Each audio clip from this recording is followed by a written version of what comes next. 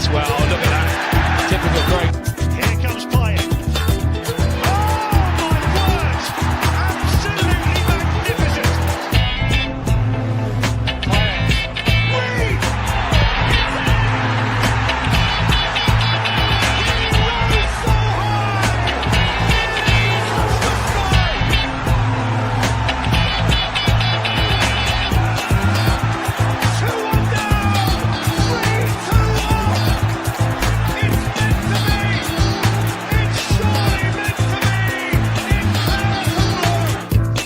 Be a long night. Paquetá, he's played it through. And Bowen's in. It's up for grabs now. He's done it. Good evening, everyone. Welcome to the Sunday Night Takeaway Show. And it's been a while, as you know. It has been a while, but we're back. We're back. And obviously, as you can see, I have got three gentlemen with me so far. There may be some others joining us, but looking forward to this one because it has been a while. Start off with Jez, obviously, because he's been away in France and it's good to see him back home. How are you, Jez? I'm good, mate. Yeah, really good. Yeah, it's good to be home. Nearly 3 months away. It's a bit too long, to be honest. I was getting a little bit homesick, I won't lie. And that's why I said that we had planned to leave next Wednesday. And last Thursday, I just said to the wife, come on, let's just go home. You know, it's been great. The weather's been fantastic. We've had a great time. But I was like, I just had enough now, to be honest. I just want to get home, you know. And, so I'm glad to be back, mate. Glad to be back on this show with Matty and Hot Fuzz and the chat. So, it's all good. All good. Good stuff, mate. Good stuff. Fuzzy, how are you, mate? It's been a while. Yeah, it's been a while. I've been quite inactive myself and taking my own little holiday from doing YouTube. And tell you what, it's before the holidays. I think it's quite doom and gloom being a United fan, but so far it's looking. There's a little bit of promise. Still, definitely some business that we need to do before the window is shut. But I'm definitely feeling a little bit better about the outlook for the season. And playing football today with the Community Shield game, Crystal Palace. Yes, congratulations to them. And maybe Nottingham Forest might put in a claim for that as well. You know, you just don't know. They might try and sniff around for that. But yeah, I mean, it's been a good day. It's been a good day. Good stuff. Good stuff, and it's good to see you again. Anyway, it's been a while, like I said, and of course, I've saved the best till last. But there's two reasons that obviously I've walked Matty on. One, because I do like him, and secondly, can you guess what it is, Matt? Is it a certain Mr. Wilson? No, I was going to bet the 2-0 result. That was I've forgotten all about that deliberately. Well, as you know, Matt, I didn't bother you on that occasion. I thought myself, no, I'm going to leave him alone. I ain't going to kind of upset the apple cart too much. But it's good to see you, my friend. Yeah, and it's good to see you doing some, early morning shows as well. It's always good. Can't always answer because I'm working at that point, but in the background I've got you playing away, so it's good to see that as well. Yeah, that's good. Brilliant, mate. Let's say hello to the people in the chat as always. And starting off with Daz. Good evening to yourself, Daz, Tony, and everyone he's saying. And no way, Yeti. No, he's enjoying a nice little chill out evening today, I say, Yeti. Good evening, usual. He's saying, Yeti, thank you for introducing me to the delights of Cruz Campo. It is good stuff, I must admit. Oh, my day. Look at this one here. Pepsi, love you, mate. Arsenal Emirates Cup winners 2025. This one as well. We all discussed it. Sterling to West Ham. Here we go. Signing everyone in the retirement home. Well, someone's got to take over from the Arsenal camp. You know, give them a little bit of a breather. Can't keep signing all the Chelsea rejects. Matt, good evening to yourself. Don't want Sterling, no thanks. Absolutely, you tell him. Good evening to our good old friend Michael, Chelsea FC. Big up, Tom. Chelsea back. Boy, I've had a great summer. I'm going to miss all the free time I've had, but ready to get back into it now, mate. And it's good to hear that as well. Good to see you as well, my friend. Matt is saying big up Tony in the panel. And Marty's adding on, come on, West Ham, get Raheem the Dream. but the money first. I know David Sullivan is such a tight ass when it comes to money in that department. Yeah, well, we're not going to pay the wages that he's expecting, that's for sure. And he's asking, I wonder who's on the panel tonight. I guess it's Tractor, Fuzzy, and Jez. That's my prediction. E20 James appearing halfway through the show. We shall see. Well, she's also saying Fuzzy finally back off his cruise with Mr. Donna Cullen. Mr. Oh, dear me. Matt's also saying nobody wants Raheem Sterling at West Ham, at least no West Ham fan. Definitely agree on that one. Matt, any chance you want to take Sterling down to the sunny Bournemouth? Nah, you're all right. I don't think anybody's really interested in him, are they? No. Yeah. Maybe Arsenal again. You never know. False race for the title: Liverpool, Man City, Chelsea, and one up. Oh, one other. Look, he's not even putting Arsenal in there, Jess. Wow. Pepsi saying West Ham should have a David Sullivan statue outside outside the stadium. They'll deface that, saw it in pieces, melt it down. Yeah, there's no way they'd be putting a actual.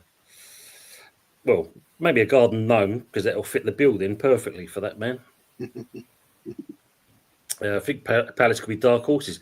Yeah, well, it's an interesting one, isn't it? I mean, they've, as Fuzzy just said, they've obviously won the Community Shield, obviously won a cup. And so their cupboard now is got two things inside it for such a while.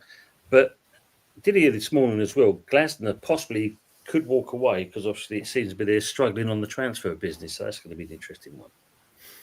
Yeah, Matt, absolutely. No one likes Sullivan. We know that. Perhaps saying when the Mikel Arteta statue announcement going to be up, but I beat Real Madrid. Yeah, we'll come to that in a minute. Good evening, Frog. One more week. Are we ready to fumble? Yes, West Ham are definitely in that boat. That's for sure. You're saying Pepsi efficient tonight. Good evening, words and pictures. Evening, Tony. Bonus is the manager picked a good name for this show. Absolutely. Nowhere near ready, in my opinion. No, we're not. Catch from there. Sterling to West Ham. Here we go. Come on, Hammers fans. You will do great things there. No. Yeah. That static midfielder is going to get run over him. Yeah, we're not exactly great in there. Harry, good evening to yourself. And as he says, good evening, all you beautiful people. Come on, you irons. Matt's clearly telling you now, we do not want Raheem Sterling. It's in black and white, clear as day there. And everyone's saying like we shall, which is always good to see. I just love Pepsi with his name there. Look at that. Look. Arsenal Emirates Cup winners 2025. Jez, how do you feel about that? Just that alone. Certain channels were, we pummeled them. Let's. I did a show last night actually about 1 o'clock in the morning about this.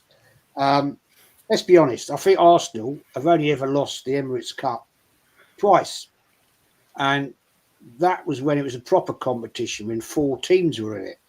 It used to be, if you remember rightly, going back 10 years, it used to be a 4-team game.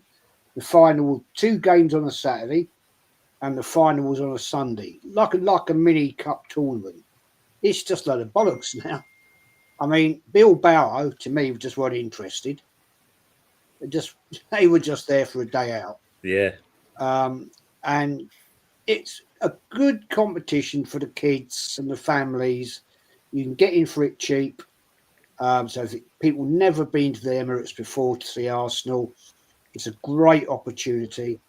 But you noticed if you watched it, I did watch it. It wasn't sold out. Doesn't surprise me. But it's holiday time anyway. People are abroad and all that stuff. But look, let's not gas it up. Okay, it was a game. I call it a display game, right? Because at the end of the day, Bilbao come over, nice weekend in London, right? Going home probably today, and it was good to see Grocker score. I won't deny that. And interestingly, he nearly scored 2 goals with his head. But apparently, I'm told by certain big people that know about these things, he don't score with his head. So interesting. Havertz got on the score sheet. Good on that one. He looked like he's bulked up a bit actually. Maybe he's doing his gym, but he took it well. He nearly got knocked off the ball, but he held his balance. He scored a nice little goal. But look, I'm not getting excited. It's the Emirates Cup, for God's sake, right? I mean, I find it a joke, right? That when they got promoted, presented that trophy, it looks like something you'd buy in Poundland. It looks like a vase. You know what I mean? It's like, what does it actually look like? What is it? You know, and you can see Odegaard carrying it around in his hand like, yeah, it's a great boy. It's fantastic. I'm not taking any credit on that one at all. Because at the end of the day, it's just the Emirates Cup, mate. But come the end of the season or Christmas or whenever Arteta goes, well, I did win the Emirates Cup again. Oh, yeah, you can see that one coming, can't you? 5 years. You know what I mean? No, I don't want to talk about it. Oh, man, live. David saying hello to you, Jez, as well. Big up, David. Big up, man. James, good to see you as well. Big up, James. How are you, mate? I'm not happy, mate. Not like, no, it's a breaking news statement, but you know, I'm not happy. Like people in their fan base are fucking weird. That's what I'm gonna say. People want Graham Potter out now. All of a sudden, do you know what I mean? And they keep forgetting. They keep forgetting who runs this club, and he's like smashing your face against the wall and just getting nowhere. It's like trying to knock the wall down with your face. Do you know what I mean? I can't work it out. This week's been a shambles, as we're probably going to speak about, and you know, like.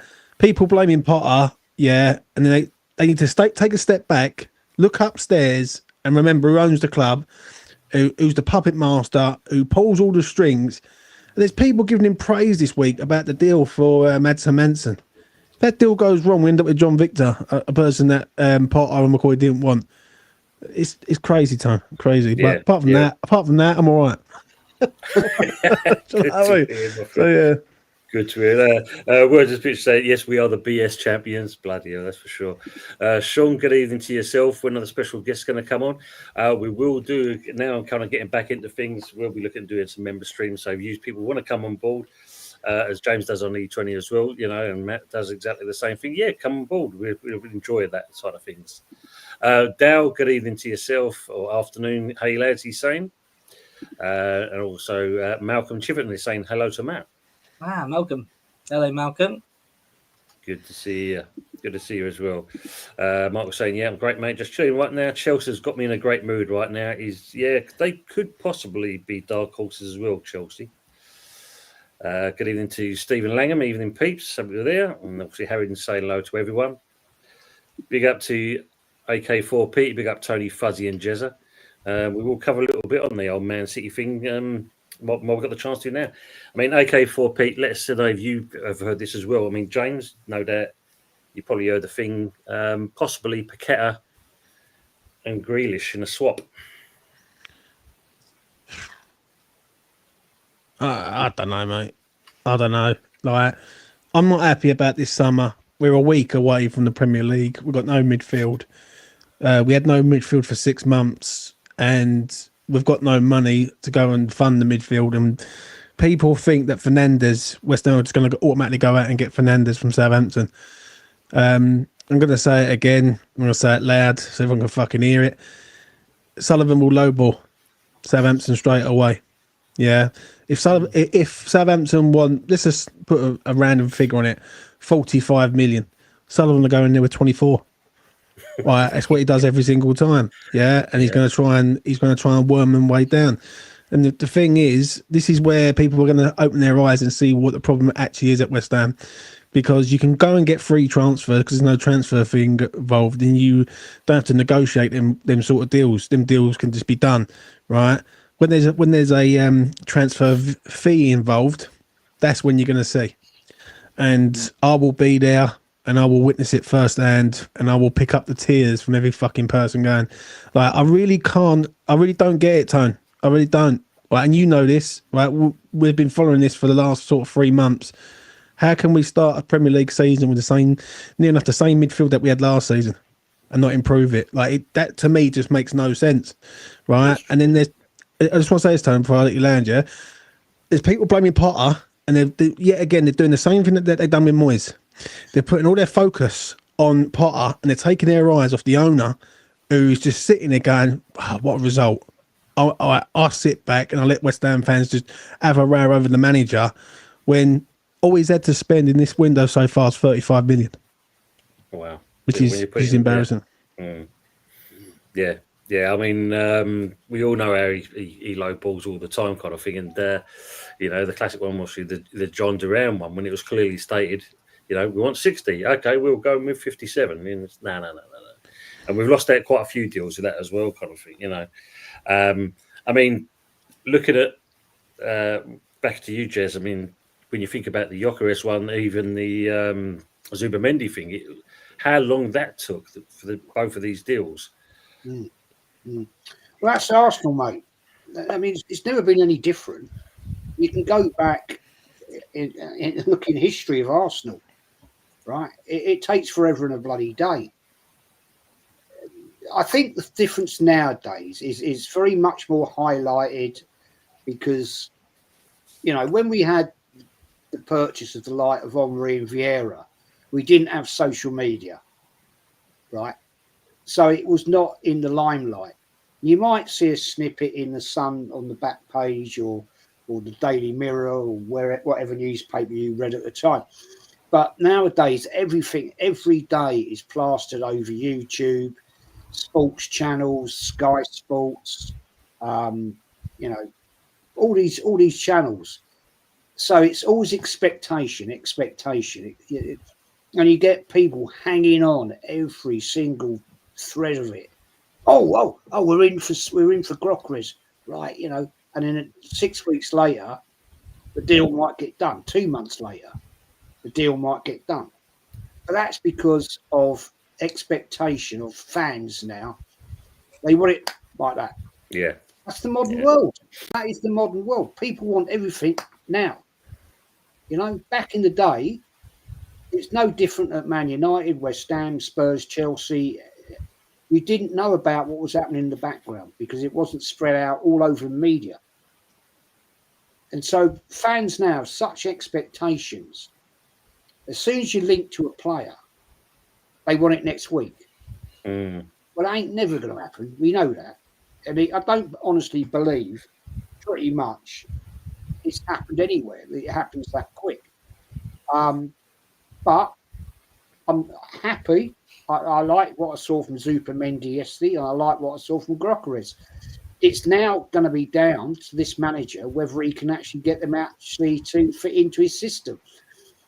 Now, what I saw yesterday was a pretty freelance game from up front, and it looked good.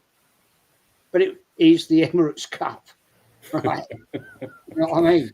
The first games we were playing out in Asia, Singapore, we looked bloody shit. We won the Ball Sports Cup, Jez, so we raise you on that one. Yeah. You know what I mean? We won 2 trophies this pre-season. No one cares about you, Fuzz. No one cares about you, son. I think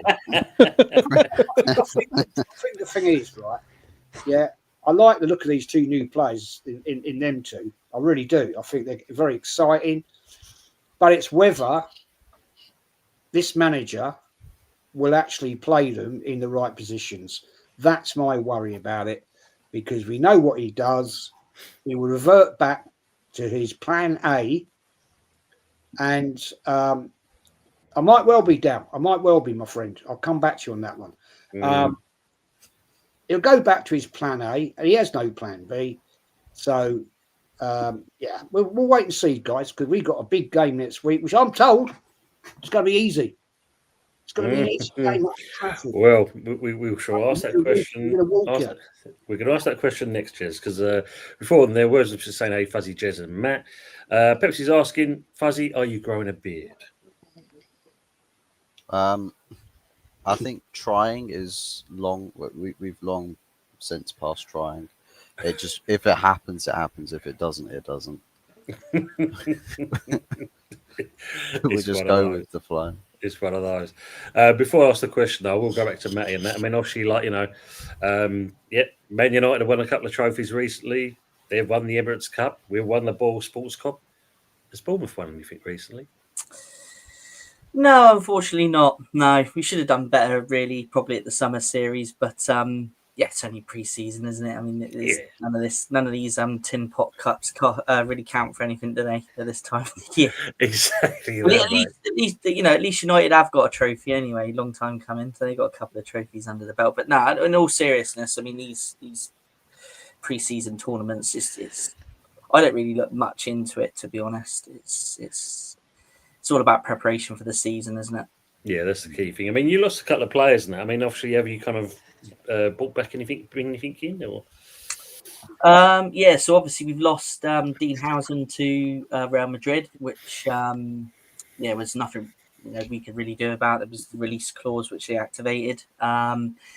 Also, obviously lost Kirkes to Liverpool. Yeah. Looks set to be losing Zabani to PSG. But yeah, we've brought a couple in. We've brought Petrovic in from Chelsea. A lot of Chelsea fans were saying that they prefer him to be their number one than the current keepers they've got. So that's an interesting one. We brought him in for 25 million. He looks really decent. We've also brought in who's the other one we brought in?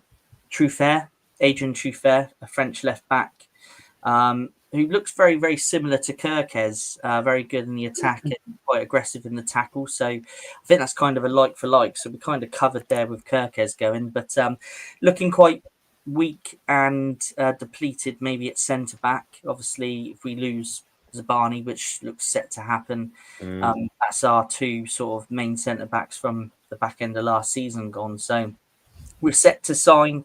I think his surname's De Kite. Is it De Kite? Is that how you pronounce it? De Kite from Lille, 34.6 million. So he looks like he's going to come in as a replacement for one of them, but I still think we're going to need another centre back potentially. But yeah, I in some respects I'm quite happy that we haven't lost more. Pre-season, there was talk about obviously Semenyo. I think he was linked to just about every top six club. Now there's talk of obviously Dango Atara being linked with Brentford, which is a little bit disappointing. But there's a couple of wingers on their radar that I think if the player does want to move on, then there's a couple of wingers we're linked to apparently. So yeah, all in all, it could have been worse. We could have been cherry picked, as they say, and. But yeah, all in all, not as bad as what could have been. So it's interesting, yeah. Because I mean, we'll last a bit later on in the show, and that our respective clubs and where we think they're going to finish. But people in the chat, just remember, obviously, share, like, and subscribe if you can. As you know, it all helps towards the channels. And also, the link in the description for all the guys on the panel will be put in after the show. So make sure you go and share and like and subscribe to those as well. Everyone's doing very well for themselves, so let's make sure we can carry that good work on as well. Big up to J Real One as well. Big up, guys. He's saying. Fuzzy, obviously, Harry was asking, have you and Donna been on a cruise? I think we can categorically say that's a big no. Malcolm, good evening to you. He's saying good evening, guys. Good evening to yourself as well. David James, good evening as well. Did you hear Egal saying Arteta is better than Wenger? I've seen the clip. That's a great one for you, Giz. You love that, man. Yeah. Unbelievable. I just don't understand these people. I mean, I actually watched the clip on Dan Potts's after somebody told me about it, and he was alluding to the last 5-6 years of the Wenger era, and I thought, you're missing something here, mate. Funny enough, Egal popped in my chat last night, but he didn't stay long enough for me to make a comment. But the fact remains is this, right? even though you can say Arteta, I mean, no, you can't say it. You can't. because in that last period, Wenger won 3 FA Cups. True. 3 FA Cups. Yeah. Now, we were still, if you want to call it, I'll call it. Right. At the end of the day, we were still qualifying for Europe. We were making top 4. The Wenger Trophy, right? Let's put it out there. That is the Wenger Trophy. But how can you say that Arteta's better than the last period of time for Wenger? Arteta has won an FA Cup with a team that wasn't his. And only one player still exists in the squad, and that's Martinelli. Bloody hell. Interaction. How can you actually make that analogy? I just can't believe where these people come from sometimes. I mean, I just think they're purely deluded. They say it for just the sake of saying it, to get the likes, get the views, and that's all it's all about. And I'd love to have the opportunity yesterday to say to him, please quantify what you said, because I just think you're talking absolute bollocks. Because you can't compare the two.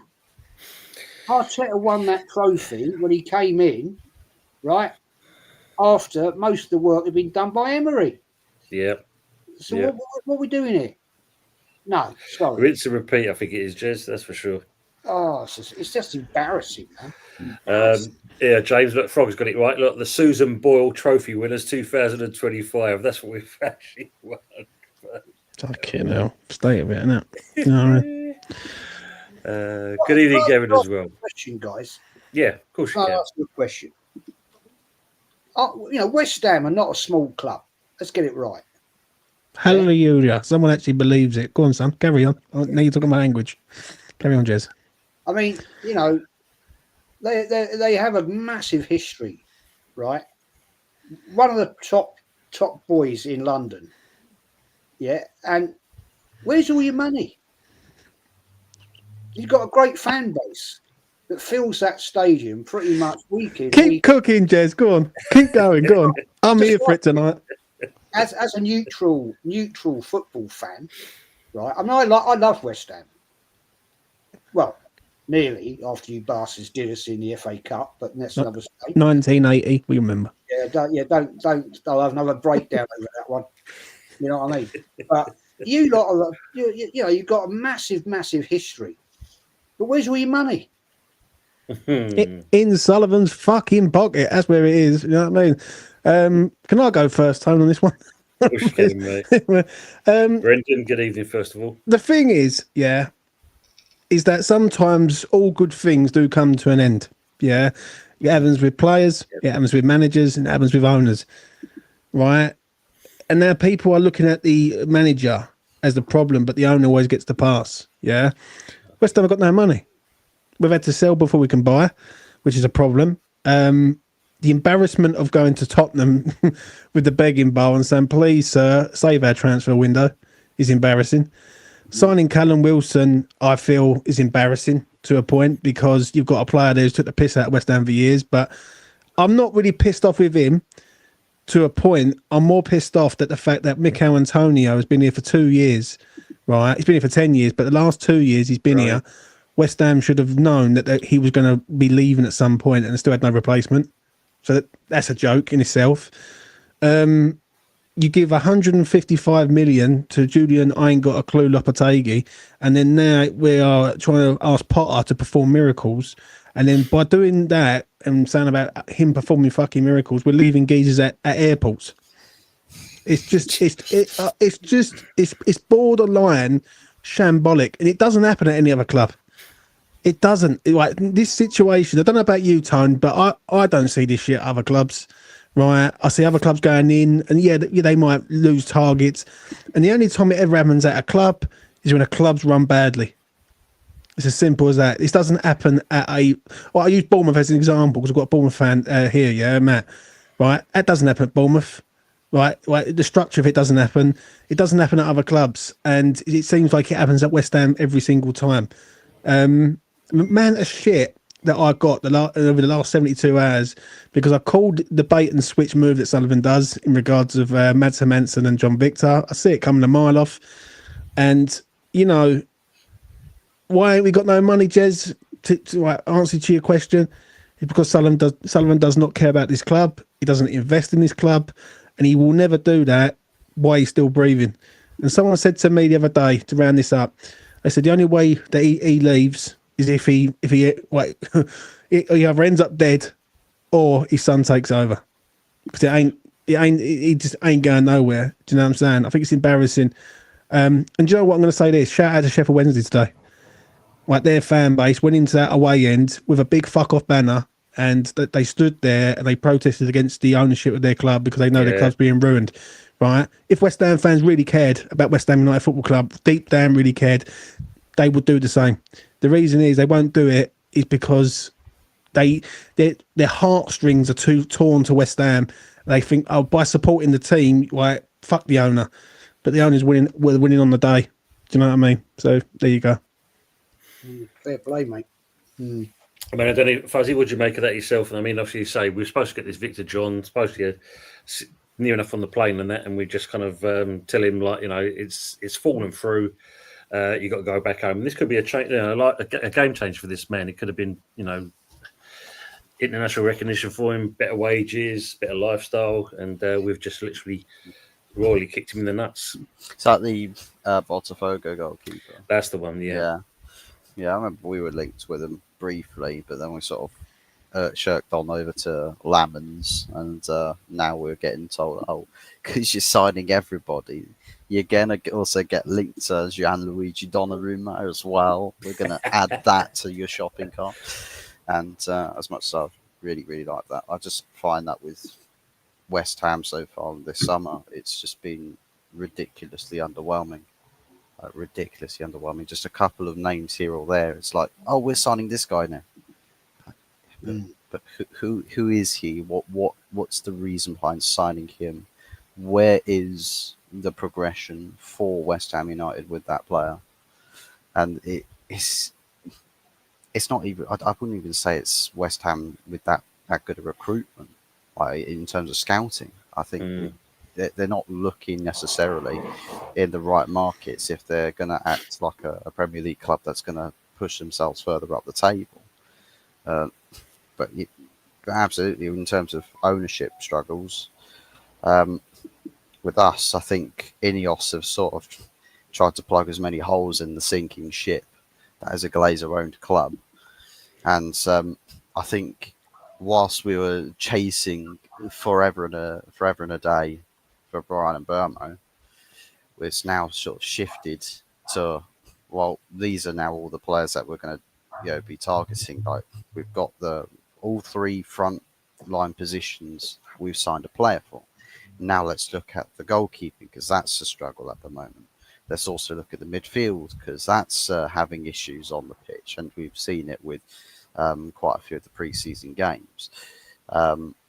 So yeah, I just feel like with West Ham at the moment, it's just, what do you do with that sort of ownership, and what action can you get together and get behind?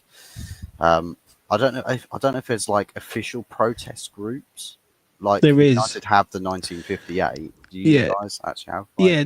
There's people looking at doing stuff. Yeah, but I can guarantee you, if he pulls out a transfer out of his arse, Sullivan, that will go dead.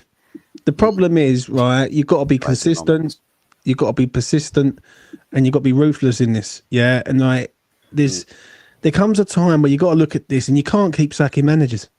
Like, I'm not being funny. Like, West Ham can't be doing a Watford and every 18 months changing their manager. Like, it ain't going to wash. Do you know what I'm saying? Yeah. The geezer's had 35 million in this window, and there's no way, there's absolute no chance that Carl McCauley's got a data analysis list of, and like there's Max, another geezer in there who's a data geezer. There's no way that they haven't found players. Yeah, it's because Sullivan ain't going to invest no money into this club, and I just think this window's been a fucking shambles. If I speak to my truth, I don't know about you, Tone, but it all started with the Mohamed Kudus going to Spurs. Mm-hmm. That wound up a lot of West Ham fans straight away. People said he was shit. People said, "Oh, like why are we selling to them?" I was more of the attribute of selling, fine, but why we're selling now, right? And then you got the Callum Wilson thing, and as I said earlier, which I ain't gonna go over again. And then it's just one thing after another.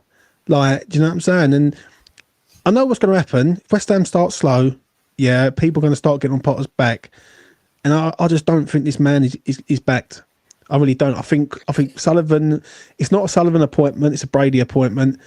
I'm trying to get some Birmingham fans on E20, and I will get down to the bottom of it. And it feels like to me, West Ham's like a repeat cycle of how he left Birmingham. He's bringing in a load of old shit that no one really wants, and basically, he's just. I ain't gonna say acid stripping, but it feels like that to me.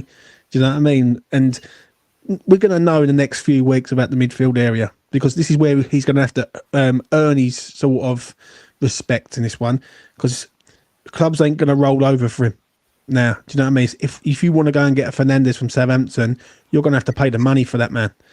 And, you know, Southampton hold all the keys to the doors, a bit like Villa with Duran. We'll see.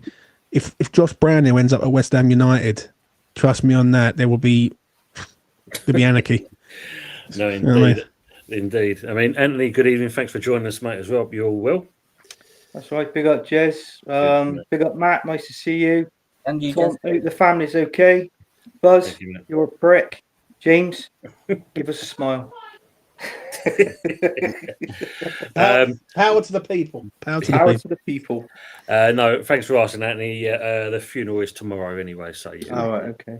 Yeah, thanks for asking. Looks like Anthony's been to some sort of retreat. He's looking a little bit healthy there. I was going to say, yeah, there's a bit, you know, he's not as kind of, he's thin in the face a little bit kind of thing. He's done his hair. Oh, That's watching Arsenal in pre-season. do you know what? I think. Do you know what it is? For an all season, I haven't missed it, but chatting about fucking West Ham, you know, for 9 months. Jesus Christ, what's that? When's the show coming back? Thing Wednesday, so we're looking forward to that one again, mate. Well, that's Wednesday too fucking soon. I'll be honest with you. No. Let me just say this first of all, and that belated happy birthday to Harry. I hope you had a good birthday as well, mate. And as Brendan's saying there, good birthday, Harry. So I hope you had a good one yourself. Going back to what James is saying, though, Matty, what do you make of that yourself? I mean, do you see that kind of stuff happening at Bournemouth with your ownership and that? You know, have you kind of caught up with what's going on at West Ham and you know, best way to put it, the shit house already, basically? Yeah, it's quite disappointing to see, really. I mean, West Ham's a club that have always been good to Bournemouth for years and years ago. Always loaned us players and things like that. So you know, it's quite disappointing to see. I mean, I don't know too much about exactly what's going on, but from an outsider looking in, and like your transfer window, I mean, when you sign a striker like Callum Wilson, who at Bournemouth had a fantastic stint, scored a lot of goals for Bournemouth, was very successful. But I just think for you guys at this current stage, I think it's quite an underwhelming signing. You know, he's always injured, always unfit. I can't really see, you know, and plus he's not got on too well with your fan base either, is he?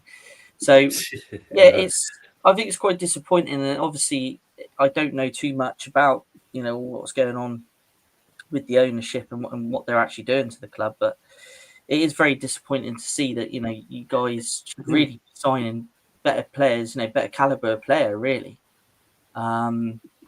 Wilson, like I say, he's a good player, but I just think at this stage of his career, you know, he struggles with fitness quite a lot. I mean, I don't know how many games he played for Newcastle last year, but I don't think it was many.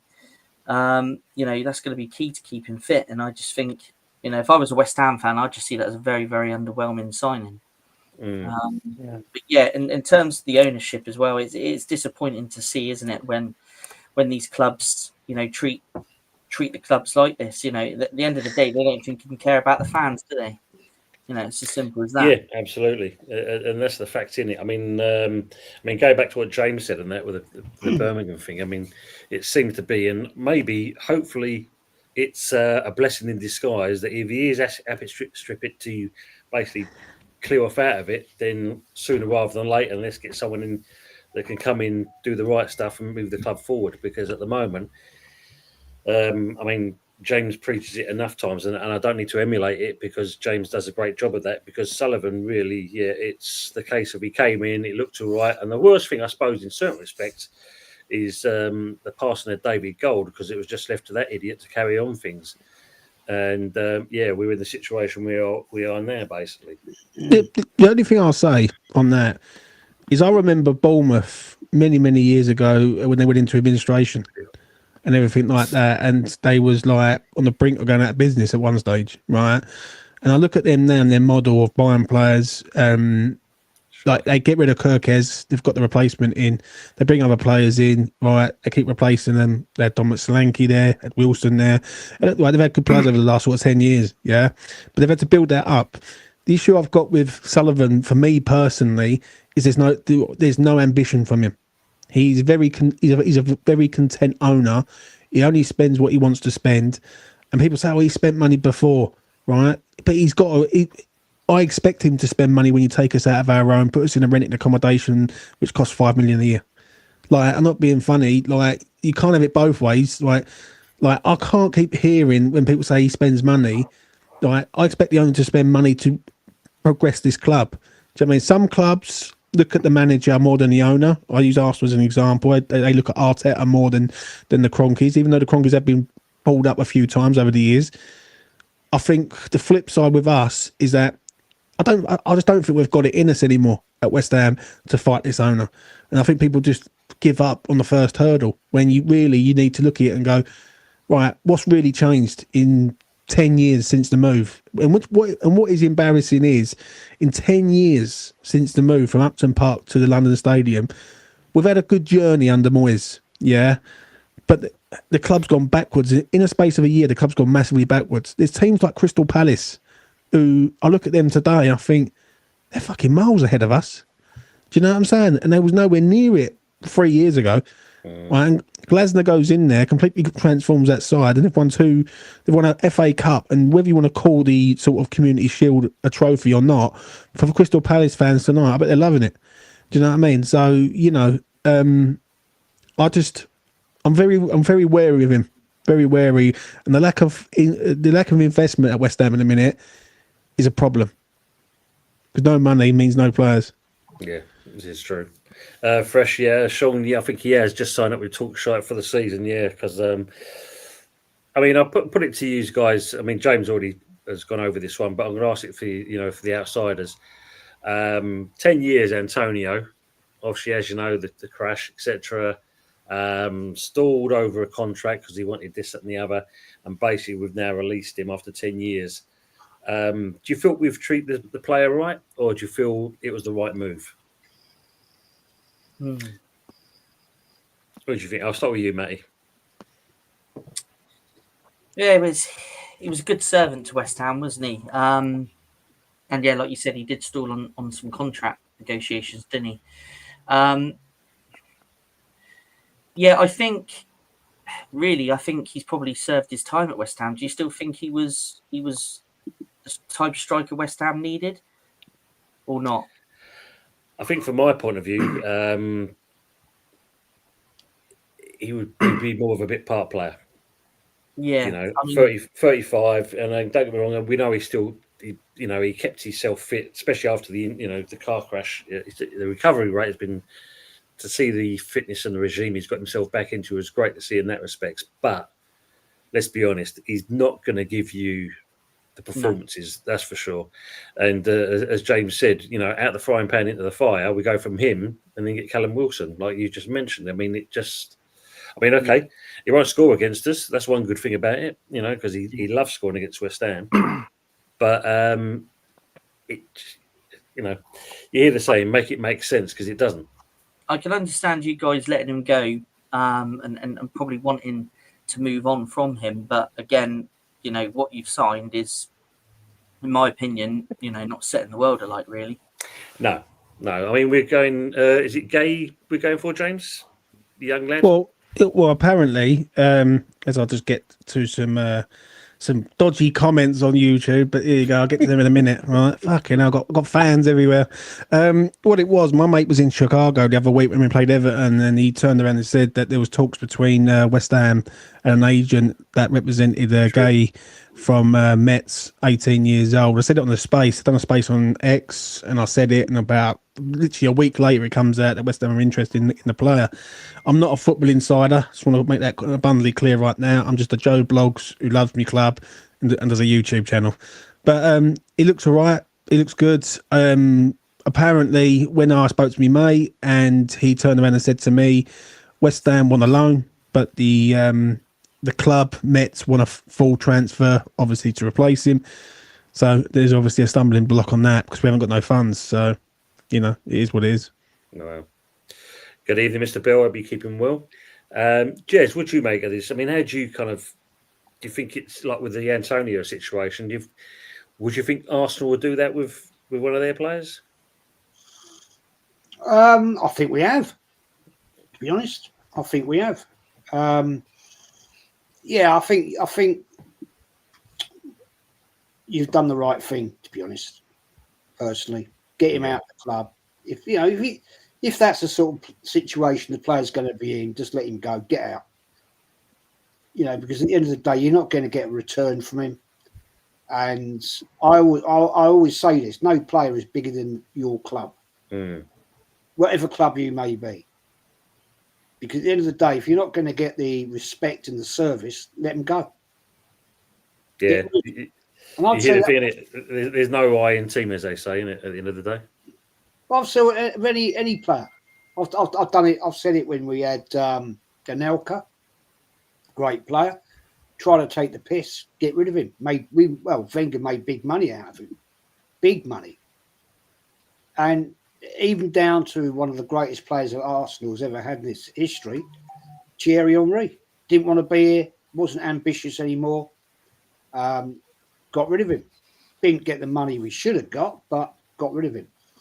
Now, no player has the right to hold a club to ransom. No one. When it gets to that stage, then you just say, right, okay, fair enough, go. Get out. Because at the end of the day, you're not going to get the respect. You're not going to get the service that you should get for that player. So, yeah, leave. There's the door. Bye. Yeah, no, it's true there. Absolutely agree on that one myself. Let's say that some people in there. Good evening to Ray and good evening to Peter as well.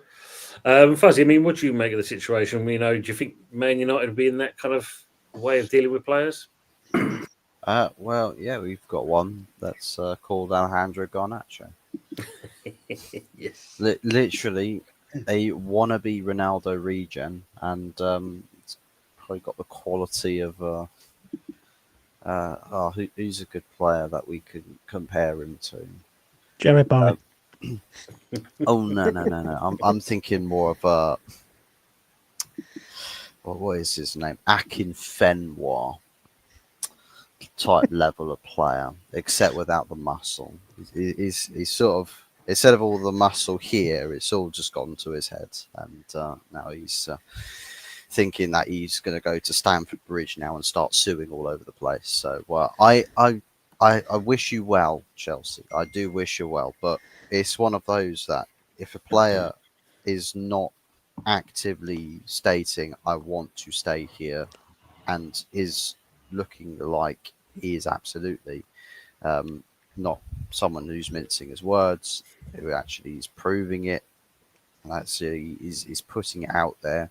I'm not leaving this club. I'm happy where I'm at, and I'm prepared to give 100%. Then you say, well, if you are up to quality, level of quality we need, you stay. And so that's part one of what you need to have with a player to keep him and to warrant a player staying at your club. Part two is that, as I mentioned with the quality, if he's not up to scratch, then the club, like us with Rasmus Højlund, sorry, even if you are a Man United fan, you're not at the level we need to progress the club. So as much as you say, I love this club through and through, I would like to stay and fight for my position, and he said that multiple times this summer, the club say, no, thank you. We've got Sesko here now. And it is Xerxes' plan B. So, yeah, I think with West Ham, it's simply the case with Kudus. He looked like he'd checked out a little bit. And if you've got another club sniffing around, offering perhaps a better wage, bigger opportunity, you're going to be all about that. I just think that's also the way in which West Ham have taken that. Like you could have easily have asked for more. Yeah, but from Spurs. I just want to say this, Fuzz. How would you feel if, for argument's sake, a player at Manchester United got sold to Manchester City, or would it not bother you as much? Or Liverpool? Let's say Liverpool, right? Because I know Manchester United, Liverpool, the rivalry is deep there. The City rivalry's been like that for years, but it hasn't been as strong because City wasn't good before the money come. Right? Oh, we've had that several times. I mean, we've had Carlos Tevez. Yeah. Before they got and went straight to Man City. And then there was that iconic billboard that was put up, "Welcome to Manchester," and it was Tevez wearing Manchester City blue. So we've had that instance before. I do think that with Sullivan, the fact that that it was only ever going to be Spurs, it feels like, and not perhaps try and incur more interest or drum up more interest in your player, so that there's other alternatives. It's like you're challenged. You've got a challenger, a suitor at Tottenham wants to take your player, and you just sort of rolled over, showed your belly, like, here you go, have him. And have him for the money you want as well. Yeah, what it was more the case that he was trying to get a bidding war, no bids. That's the bottom line of it. He expected people like Chelsea, Arsenal, Liverpool, I think was in. He was trying to get in there. Newcastle was mentioned. He was trying to get a bidding war, Sullivan. Yeah. But the problem was he couldn't do a bidding war because obviously you need more than one club to do a bidding war. Do you know what I'm saying? And he just, what done me with that is not the sale, but going there. But then obviously going back to the Mikel Antonio situation and what people have been saying here, I don't think any West Ham fan in their right mind is disappointed that Mikel's left. Right, I think if you would ask them deep down, is it time for him to say goodbye? I think everyone would probably agree in that regard. What's pissed a lot of people off is the replacement, and what's pissed people off a lot, including myself, is the lack of forward thinking. In regards, you've got an aging striker there. You know he's going to be leaving at some point in the next 2 years, and you still haven't sorted it out. Now, what people are saying is that Nicholas Füllkrug is the replacement for Mikel Antonio. Yeah, but in 2 years' time or a year's time, you might have to replace him. Do you know what I mean? So it's just constant. There's no young up and coming players coming through at West Ham other than like Freddie Potts in the minute. And we've found Diouf, who looks a very good player, but other than that, it's like it's flat at the minute. Do you know what I'm saying? It really is. I think the only kind of positive for me to say on that is the fact of it's a better pre-season than the last one, for sure, in that respects. Yes, we know the midfield is our weak point, and we're hoping if you go by the ITKs and all this malarkey, as they say, are we going to get a couple of players in? We don't know. We don't know at this stage. The main thing is we've actually kind of gone through the stage where, apart from one kind of game where they proved, and that was Everton's game, where they put that through ball and they scored the first goal, where our midfield looks weak. Overall, I mean, and look, Matty's already said it. Pre-seasons, you can take it with a pinch of salt. It's where you should learn things and see where certain players do things. The proof comes into the season. I understand that, but let's go back to the Bournemouth game quickly, because obviously Matty's here. Bournemouth could have easily been 4-0 up in the first 20 minutes. That's no joke. Like, they hit the post, they hit the crossbar. They had about 2 chances, one-on-one chances. Where if on another day they scored them, and it was bad. It was bad, and obviously somehow we won that game. Do you know what I mean? And the thing is, you can only get away with that for so long before you start getting found out. The issue is that you've had all summer to sort this midfield out. I don't want to make it all about West Ham, but you've had the whole summer to sort this fucking midfield out, and you still haven't. And I know, like, Sunderland's going to be hard next week. Like, don't get carried away. Going to the Stadium of Light, and people were saying to me, "Oh, it doesn't matter because it's a 3 o'clock. If it was a Sky game, it's a bit of a different story." I can understand that to a point because the hype job of it. Yeah, if it's a night game or anything like that. But let's not get it twisted. Going to the Stadium of Light, first game, 50,000 Mackems in there going absolutely berserk. That's going to be hostile, yeah. And they're no mugs. They're no mugs. I predict Sunderland will stay up this year. I really do. I think they've got enough about them. They've got Granit Xhaka in the middle of the park, who's going to be like a little terrier running around. And we just haven't got a midfield. We're hoping for set pieces and Malik Diouf to put crosses in, like at the minute. And you can only do that for so long. Do you know what I'm saying? Yeah, good evening to Boy Herbert as well, kind of thing. The resemblance is uncanny. I mean, the main thing, there's some bright sparks out of it. I mean, we'll see what this keeper is all about, because obviously now we've got him. The Diouf one is going to be the element for me. If he can provide balls like that and we can latch onto them, happy days. But it's the rest of it. But I think this is going to be if you look at it with Arteta, he's got to prove his point this season. Potter's got to definitely prove his point. But now it's his kind of proper season in charge of the club. And just the same like with Ruben Amorim with Man United, he's doing exactly the same thing. It's where we're now going to see the telling point. If it doesn't work out, then obviously it's a no-brainer. I mean, obviously, if you hit the rumours like for Arteta, by all accounts, the Cronkies have finally kind of wiped the shite out of their eyes and basically said if he's not top or 6 points off from the top, he'll be gone. So for certain Arsenal fans, they're probably going to be rejoicing hearing that, if the truth is to be real and told them that.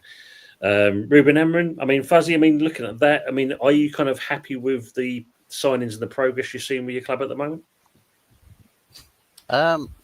In the attacking sense, I'd say so, yeah. I mean, as far as strikers go, I mean, it wasn't really much of a secret that I think both sets of fan bases were sort of gunning for Gyökeres over Benjamin Sesko. But Evening, Colin. There goes Colin. But I think now, sort of looking at it, I think Benjamin Sesko, is he going to be another Rasmus Højlund? We're going to have to see. We're going to have to see what that's going to crack up to be. But I think he does present a fresh idea, fresh mind, fresh ability. He's a very dangerous player in the air, because I think there's a lot of times that I think given the setup we've got with wing backs as well as inverted forwards, there's probably going to be the idea that there's going to be crosses into the box. I think Dorgu down on the left hand side is going to be pinging all sorts into the box for our striker. So yeah, I think as far as the front line is concerned, I think we've done good business there. I still think there is gaping holes that need to be addressed. I mean, the goalkeeping situation, we still have the biggest inside agent on the planet in Andre Onana, who people will say, "Oh, Agent Onana's been responsible for getting us all of these links." I mean, Burmo's because of Onana. Is Onana that signed him? And then it's going to be Baleba as well. Oh, Agent Onana, he's going to go sign the contract for him and everything.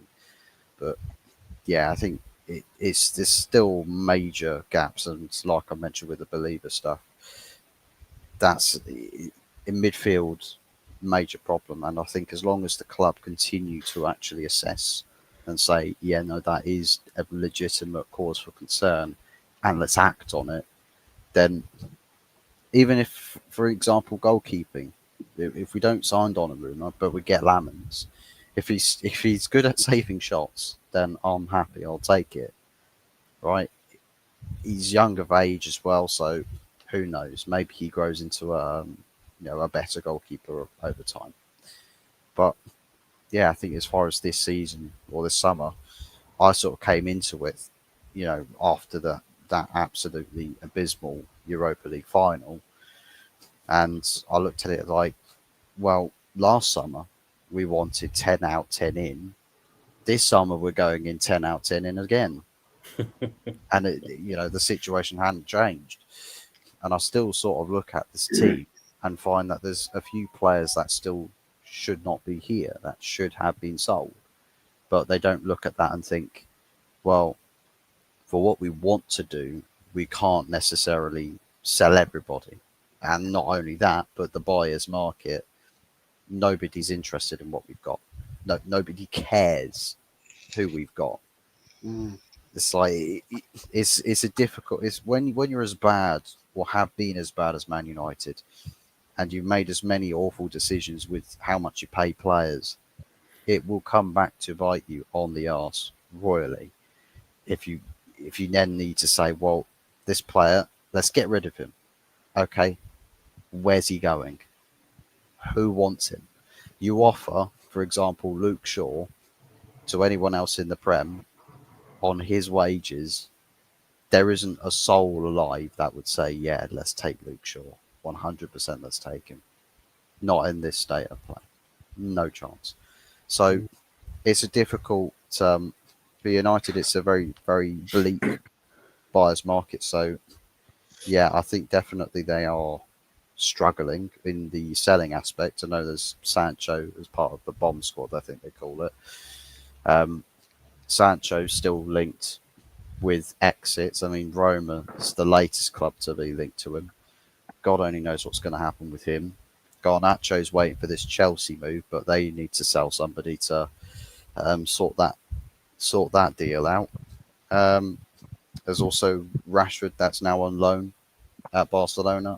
Hopefully he does well enough over there that they decide that I think it's like about 30 to 40, between 30 and 40 million in that sort of ballpark is the buy clause figure. So hopefully they see reason to buying him come next summer, but big wages saved because I think it's majority of the wages, if not all of them, are covered by Barca. So wow, good savings there. I think Anthony is another name that's a bit of a problem because he's holding out for Betis, but Betis are basically just mission impossible. It's like, we would love to sign you, but we don't have any money. We really want to sign you.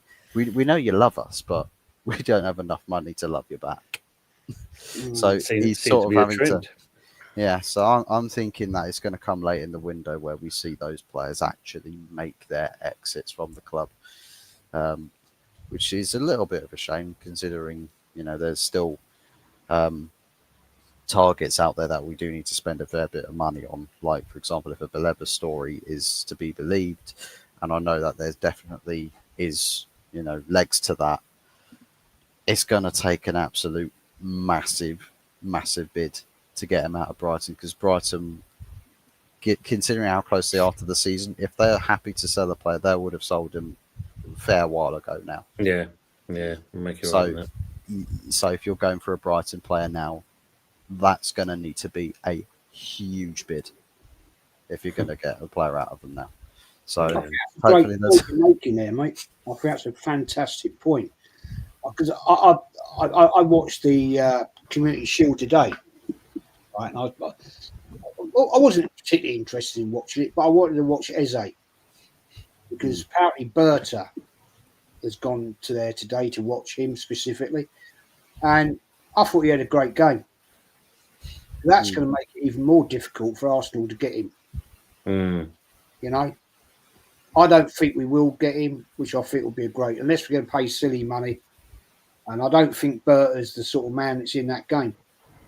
And the fact they've just won another trophy, if you want to call it, no. Let me rephrase that. They just won a shield, right? They just won a shield. So that to them is a big thing. First time they've ever won it. First time they won the FA Cup. So it's going to be awkward now for Arsenal to get that Eze deal over the line. Because they're going to sit there and say, well, if you want him, you're going to have to pay a lot of money. Yeah, of course. After that game today. So I'm not confident we'll get him now. Sadly, I'd love him at Arsenal. I think he'd be one more little peg that we need in the jigsaw to get it over the line, but I can't see it, man. What's your expectations, Jez? What, for Arsenal? Yeah. If you want my honest opinion, I'd like us to win the Premier League. We're not big enough to win the Champions League. But to be honest with you, James, knowing how this manager works, I don't think we win anything again. Right. So, I'll tell you for why. yeah. We've got Man United coming up this weekend, right? And that's not going to be an easy game with what they've done. And there's no game is ever easy at Old Trafford. Let's put that on the table. We all know that. But the thing is, mate, Arteta's got to win something big. Otherwise, he's got to go. Now, I've seen so many people say, our season will be over by October. I don't honestly believe that. I think we could be in problems by come Christmas.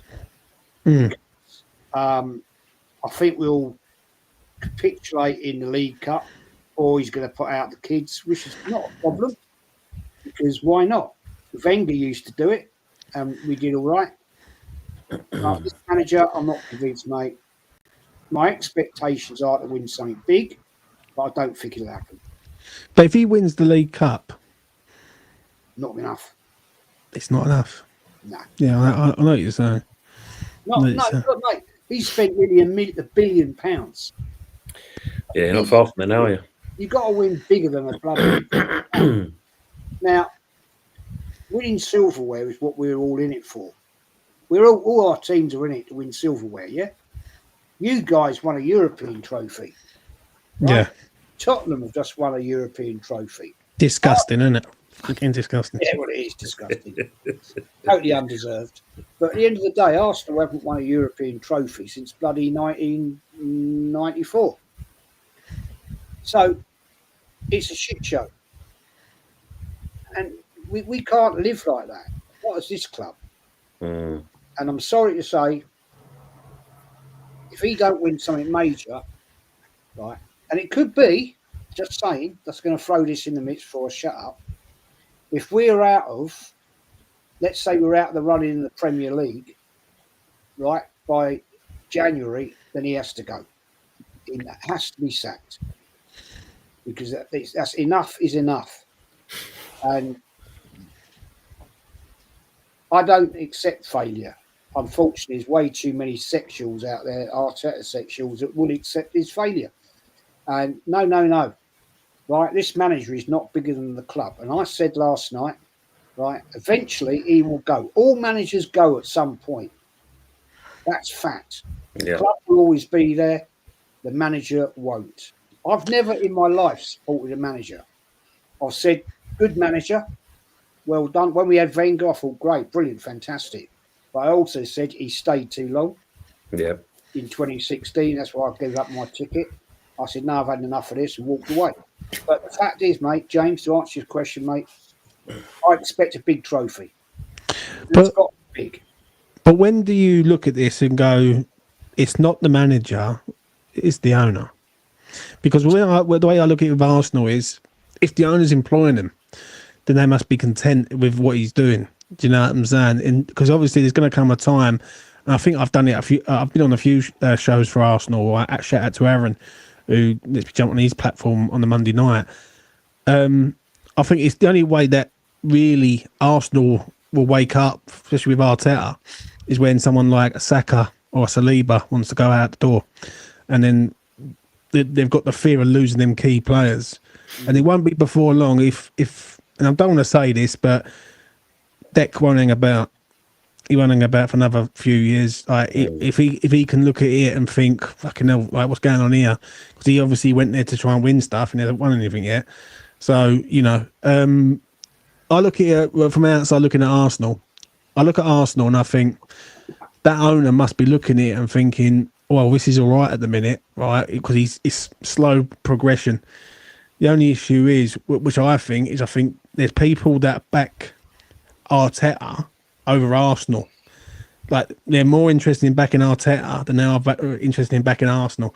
And Arsenal are a bigger club. Like what that geezer, a girl or whatever his name is, said about Wenger and Arteta is the most laughable thing going. Wenger come to Arsenal in 1996, I think it was, and he completely transformed British football. Do you know what I'm saying? With like sort of the style, the way like you conduct yourself and everything, and the players that he's had over the years. Like Arteta, I can't remember the last time Arteta's like developed a player. Like, is everyone going to say he's developed Saka? I don't think so. I wouldn't say so on that. Like, everyone he's brought in, like Lewis Skelly and all these boys, they don't really play like all the time. Do you know what I'm saying? And this year is a big year for Arteta for me, because I think it's just a matter of time before the tide will turn and people start looking at him and saying, right, he needs to go, and someone comes in. But I just don't get why people I don't get why people are so passionate with Arteta and back him to the hill over a situation. I don't, mate. I'm fascinated by it. I think what we'll see, I think we saw a few things when Berta joined as the technical director. There was a few things when Josh Kroenke went to London Colney, didn't even talk to Arteta. Now, that could be a bit of an indictment there to say, well, actually, mate, you've got to sort your shit out. Berta's come in to try and do the deals. He's done very well, if you want my honest opinion. Yes, I think the Kroenkes are very complacent. It was a shocking indictment statement by Josh when he bought the club. I haven't bought Arsenal to win trophies. Well, what the fuck have you bought the club for then? What was that about? Right? But they've given this guy £1 billion. And he's bought some shit players, some of which are still at the club. Let's get it right. Yeah, we've still got Lokonga. What's he doing here? Right. Sterling last year on loan. What was that about? Waste of time. Absolute waste of time. But I think it'll be the same old story, James, as was with Wenger. It was the fans that got Wenger out in the end. The fans had enough. We weren't competing in high level. You know, we won we have never won a Premier League at the Emirates, and I think a lot of fans. I know a lot of fans, old mates of mine, that are fed up with it. And I think that'll be the time when it turns, when people start to say, "Fuck this." No. This is, I've had enough of this bullshit. But it could also be there's a directive. I don't know. None of us know. That the management have now said to Arteta, right, you've got everything you wanted.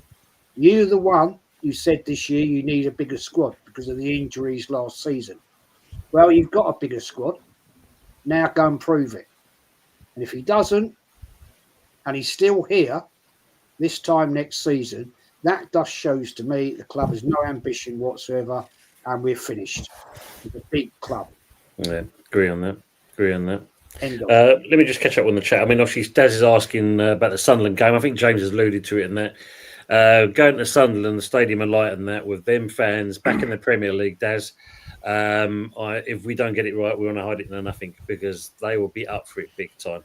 You know, and that's going to be any team. You know, the team that's come up from the Championship, they want to prove a point. They've spent money, mate. I was just about to say that, Jez. They've actually spent money. The manager's just signed a new extension with them as well. You know, so they're showing the ambition there, and they're not kind of holding back. And I feel they've still got a couple of more signings, I do believe, as well, that's going to come in there. Another one for us, though, James. He's asking also, where do you think West Ham will finish this season? I'm a little bit concerned. If Bowen goes down injured, then we're in trouble. Simple as that. If we lose Bowen, then I don't know where the goals are coming from. Forker can't do it all the time. He's injury prone, and as luck would have it, Callum Wilson, who we've signed, is currently injured. So, you know, you can't make it up. Great stuff. So I'm going to say about 14th. 14th, I reckon. I think West Ham will have enough to get out of there. But what it will happen is it'll come to January for me. And then if West Ham are in trouble, he will spend, which I think is disgusting, when he should have spent in the summer. So yeah, the wrong place at the wrong time. I mean, Harry's saying obviously top 8. You've got Daz thinks it's going to be top 10. I think 12th probably will be more realistic in my eyes, but I don't know, maybe being a bit ambitious in that respects. Big up to Early Doors and Hot Fuzz 44 Britain. As he's saying here, the one in the bottom right-hand screen looks like an out-of-shape middle-aged man, but has a voice of a teenager. Smash the like or for the bald one. So that's a nice, nice insult for you and me there, Matt. So enjoy that for the evening. Big up to Jez Elshie saying there as well. Matt, so I wanted to once relieve something else. Smash the likes, thank you very much to you. But we've got this question for the panel. Do you guys think Man City are being slept on a little bit? Absolutely, for me. Yeah, I think so. Look, they had a terrible season last year. Terrible season for them. That ain't going to happen again. You look at their squad. They've got 2 sets of 11. Yeah. They've got. So let's be honest. Guardiola's covered himself very well. Right, there's a few players going out the door. Fair enough, but it's time for them to go anyway. But they've covered themselves. I'd love to say they're going to do nothing, but I have to sit here and be all honest and say no. They're going to be all right. They're going to be there again. The only thing with City though, Jez, is the centre halves. If they go out and sign a centre half of quality, yeah, because obviously Diaz, John Stones is still there. Aki's still there. Just for argument's sake, they went out and spent 50 million on a centre half of quality. Or so just say they signed Mark Gay from Crystal Palace as just an example. It automatically their defence becomes stronger straight away. And I just think with City they will concede goals, but I think City are coming to just outscore teams now. I don't think they're going to muck about. They're just going to try and blast teams out like they did a few years ago. Right. They might concede 2, but they're going to score 5. Do you know what I'm saying? So, and if Haaland up front and Mamouche and all these guys in behind, I agree with you, mate. Like, they're currently 3-1 to win the league. I think that's a great bet. Like, in a 3-horse race, really. Isn't Rodri had a bit of a setback though, injury-wise? Is he a doubt now? He's had a bit of an injury problem, but I just don't. I can see City just getting past that, mate. I really can. Like they've brought in so many decent players. They've had that Club World Cup where they looked all right, but if City start fast and blast teams out early, then the Premier League's going to have to take a lot of notice. Like, do you know what I'm saying? I just think their defensive, and also the goalkeeper. It's a big job to be Manchester City's goalkeeper. And James Trafford, who's currently there, who's back there now, that's a huge spot to fill, mate. I mean, like the goalkeeper of City, like Edson used to keep him in games in his pomp, but now Trafford's going to be the guy. So, and I like Trafford. I think he's a really good goalkeeper. So, yeah. Yeah. What about you, Anthony? What do you make of it? Do you think City are going to be a sleeping giant?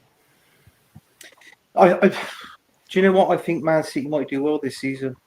I really do. I mean, you got to think of what happened last season. I mean, you look at Fuzz's team, Man United. That was a wake-up call. Where they finished and losing to Tottenham in the final. Hence the players what they've bought this season. I mean, the top teams are buying, and it's like us. We've bought 6 players in. Man City's bought 5 or 6 in. Liverpool's done exactly the same. They've signed quality. So I think last season, with our teams is pretty much a big shake-up, to be honest with you. And rightly so. Rightly so. I said this on other shows, on other streams I've been on. But, I mean, obviously, we got Man United first game of the season. I don't know if Sesko's going to be featuring that game. Fuzzy Moose would know more about that than anybody else. But I'm just saying, if Sesko does play in that game, that's going to be Sesko versus Gyökeres. That's the falling out between Mikel Arteta and Berta. Because as we know, Arteta wanted Sesko. So, there's that to think about it as well. Obviously, Berta wanted Gyökeres, and obviously we ended up with Gyökeres as well. Don't get me wrong, he did score a good goal, the header that was set up by Zubamendi. It's crossed in, but I'll be honest with you. I mean, Gyökeres was my second choice. He wasn't my first, as you know. I wanted Osimhen. Yeah. But I mean, a lot of people don't look at it this way. I mean, I know he was crap for Brighton. I mean, when he was in the Championship, he did well for Coventry City, you know, and they signed him for 20 mil, like Sporting. But when you look at that Portuguese league, the three big ones, Benfica, Porto, and Sporting, the rest of them is not that great. So hence that does really make you think why Gyökeres did score a lot of goals within that league. But he's back in the Premier League now, and he's with the big boys. Let's just say, because there's a massive difference between the leagues, between the Premier League and the Portuguese league. And I just hope personally he's the one that scores us 20 goals a season. You know, that's what we want, and that's what we need. So whether he's the one, I mean, I've seen it on like people on the shows I've been on, in like the comments in the chat. They reckon that Gyökeres might only score no more than 15 goals, 14. But when you look at 13, 14 goals a season, I'm sorry, but I got to say it, that's a Kai Havertz stat. It wasn't last season, but it was the season before. Yeah, true.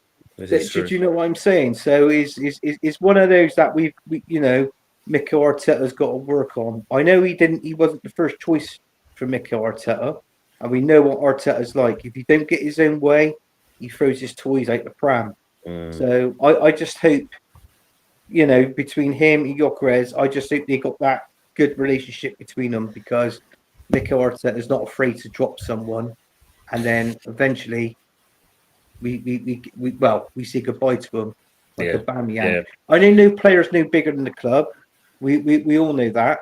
But listen, give the player a chance and that sort of thing. But the trouble is, though, it's like what I said on many shows before. When you sign a player who's let's say a prolific goal scorer, an attitude, they have got a bit of an attitude. I know Mikel Arteta doesn't like that, but in all fairness, you've got to have that sort of player playing in your team, because if you haven't, I mean, you look at the Arsenal last season. I'll be honest with you. I'm sorry to say it, but Odegaard, for me, he was fucking shit last season. Odegaard. I'll be honest with you, he was crap. Jez touched on it with Sterling. I believe. Have I heard this right? That if you don't solve anything on the wing or anything like that, there could be a possibility West Ham might want him on wing. Yeah, there is that to it, mate. There is that as well. See, this is what I'm saying, and you know, but I mean, the signings we've done with Kepa, I'll be honest with you, and I know Matt is here. I thought Kepa was absolutely brilliant for Bournemouth last season, and he was. And I'll be honest with you, that signing didn't bother me. If he's happy to be a number 2, then so be it. So you know, I'm happy with that signing. I'm going to butcher his name now. I'm just going to call him Mascara. You know, the ones that you put the stuff you put in your eyes, or defender. But I think I haven't seen much of him, but obviously time will tell. Norgard, I don't know why we signed Norgard, but it's like what Jez touched on earlier. Obviously, we needed depth. I think we've just signed him for depth. Zubamendi, you know, that's not a bad signing. I'm stuck on Madueke, but what we need an improvement on, we need an improvement now on that left-hand side. Yeah. Martinelli's lost a yard of pace. Yeah. He ain't much cop. And also Trossard as well. I don't think Trossard was that great last season. I'll be honest with you. He was better the season before.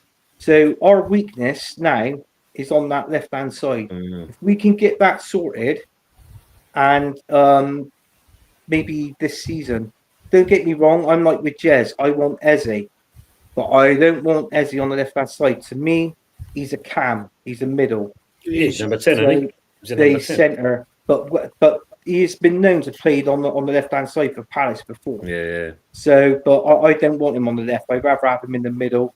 If it means selling Odegaard and even Martinelli, sell Odegaard and Martinelli. Let's bring in a proper left-sided player. You know. Well, So- me, you, and Fuzzy will cover this more on Wednesday when we come back. We'll cover more of that kind of thing. So that's going to be an interesting talk in itself. Good evening to Mama Flossie. Good evening, all you people as well. It's good to see her as well. Colin's right what he's saying here. Yeah, we need to have 2 new midfielders and a striker before the window shuts. Let's hope so. Let's hope so. Worst off here, in my opinion, Mandy G. They're saying about obviously the players. Everyone's saying hello to each other. Good evening, Trosh, as well. Matt, where do you see your season going? I think top 10 again. Personally, I was thinking kind of maybe 8th if we were lucky, but if we lose another defender, which looks like we're going to, and we don't replace, then yeah, we're going to struggle in defence. But yeah, I'd like top 10 again. That'd be good. Yeah, I mean, do you think you keep hold of Areola as a manager? It's an interesting one. That's the question I think on every fan's lips. His contract is up at the end of the season. So yeah, I'd like to think that he will sign a new one. He tends to, from what I've seen and heard, he tends to sign contracts near the time when they're up. So yeah, I don't think he'll be signing one until the end of the season. But I do hope he does, because the football he plays is fantastic. So it's really, really good football. So yeah, we obviously all want him to stay, but then again, we know how it works. You know, clubs like Bournemouth, you know, have decent players, decent managers, and if they do well, then the big clubs start circling. So we've got to be realistic at the same time. Yeah, yeah. Good evening to Craig as well. Good evening all, and good to see Matt on here as always. Craig, you're still deflecting coming on this channel for some reason. At least we've got the better half on the show. That's what I'm thinking. No offence. Fuzzy, what about yourself? Where do you see Man United finishing? Obviously, it's got to be better than last, that's for sure. I think maybe we can have the luxury of saying top half of the table would be a very good start. But I think it depends really what. I think definitely at the very least top 10. Like if midfield has an absolute nightmare season, then we'll say, well, we should have signed a midfielder in the summer, or goalkeeping. If Onana costs us like 10 or 20 goals this season by his mistakes, if he is going to be the first choice goalkeeper, then that's the crazy thing.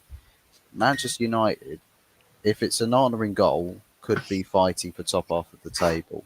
If it's any other goalkeeper on planet Earth, barring Areola,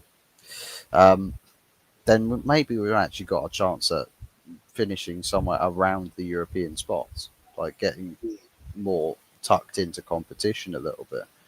I think as long as we do attend the midfield, just say for argument's sake, put Baleba into there, I think massive addition makes a world of difference. Have a shot-stopping goalkeeper that can actually stop a shot and not dive out of the way of shots, then you can talk Europa League and pushing for an upset in Champions League positions. So I think right now, given that we are very, very much close to the very bottom of the barrel in United's case, there's not really, there's not an awful lot you need to do to finish better than last season. So I think given that we've overhauled the attack, we're probably going to be starting a season without any other new additions, but give or take before deadline day, we can sort out those 2 positions. I think we could be on for a much, much, much better season than we've seen last season. But who knows if Amarim hits the jackpot or if he tactically struggles. Do you want a prediction, lads? I think the Bournemouth manager could end up at Arsenal. Oh, Yeah.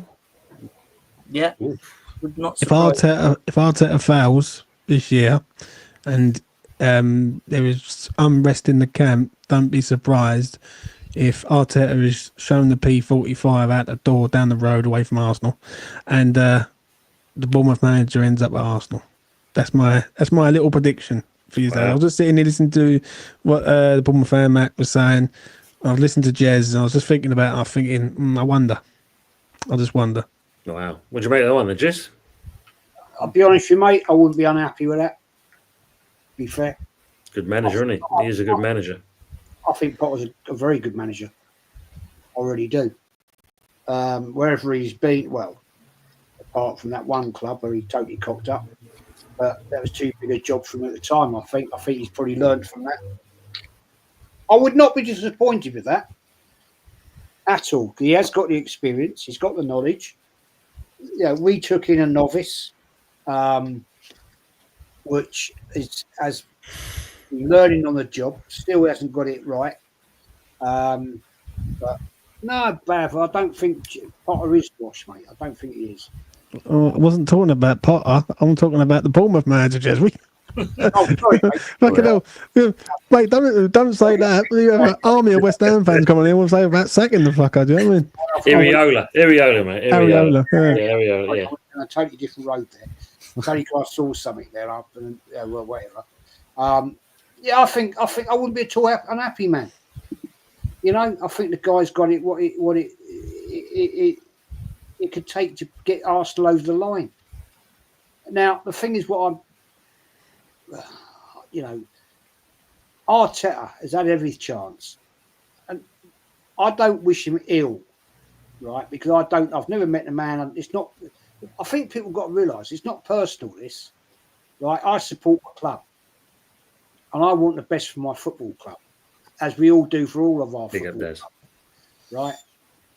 But at the end of the day, I don't think Arteta is the man. I think he's had long enough to learn his trade, and he's just taken too long about it, and it's not working. But I'd love him to prove me wrong. To be honest, because at the end of the day, if he can succeed and win silverware at Arsenal, prove me wrong, my friend. Prove me wrong, and I'll shut my mouth and go from there. But I'm not convinced. I'm sorry. I'm sorry about that. But Ariola, I'd take him. That'd be good. I'll tell you what we could do, right? We could do a swap deal.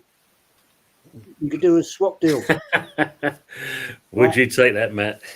Nah, no, definitely not. Definitely not. Well, Wow. you could take him at Bournemouth and give him his second level of training, right? And sorry, Matt. Bloody hell. Zanino is saying, Jez, did you hear about party signing for Villarreal? I think his case has been cleared. I think he's been.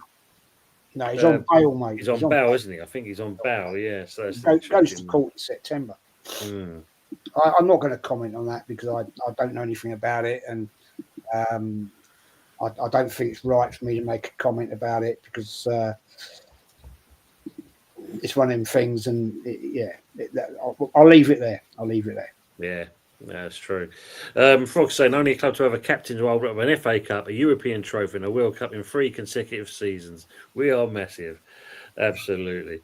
Thank you very much for that as well. There's another ones I'm going to come on to. There's another question I think that has been asked. Des is asking you, Jez, do you think Arsenal will get top 4? Well, I saw that comment, Daz. I've been thinking about this for quite a while, to be honest. I'll give you my prediction on this one. Right, I think it'll be in no particular order. Top 4 will be Liverpool, Man City up there. Chelsea, I think, could be in there. To be honest. Yeah. If Arteta gets it all wrong, right? We got a tough start to the season. We got a tough start, but that don't matter because at the end of the day, we got to play them at some point. Right, all of us have to play the big boys at some point. So we've got it an awkward start, but hey, this is going to prove whether Arteta's got the bollocks and the tactical nous to do the job. We could be in shit by October. There's no question about that. And if we are, then I think we'll be in trouble. And come January, we could be out of the race. So, if you want my honest opinion right now, if I'm looking at it, we've got a great new players have come in, but it's all down to whether this manager plays them in the right position, or if he reverts back to his stupid, nonsensical way of playing. God help us. True. Liverpool have strengthened Man City. Man United, I'm not writing them off. To be honest, I'm not writing them off. Because, Man United are a massive, massive club, and you had a shit season, and you're going to bounce back. Let's get it right. Chelsea will be out there. I would not be at all surprised if Arsenal finish outside the top 4, we end up 5th. I think with yous, it all depends how Gyökeres goes down. If he fires, then Arsenal are in the hunt. I think he's going to flop himself.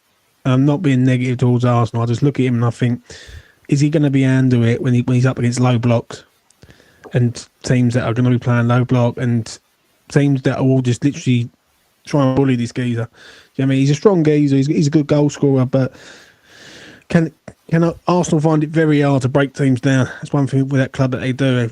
And when teams play a low block, a bit like how West Ham did against them back in February, I think it was. If a team scores, then Arsenal really run out of ideas. Do you know what I mean? So it's going to be interesting to see. I agree. I think Chelsea are in the hunt. I think Man City are the dark horse for me. I think that people are not really going on it with them. What I see at Liverpool today, I'll tell you what, I see the good and bad Liverpool today in one match. I see them going forward. They look electric going forward, passing it, the wing backs. Well, it looks great. The only thing I will say is when that ball gets turned over, the amount of times Palace were counter-attacking in them and having that sort of fallback in that acres of space. If they're better fullbacks in there, then teams are going to score on the counter-attack against Liverpool all the time. Do you know what I mean? I thought their defence was a bit ropey today and all.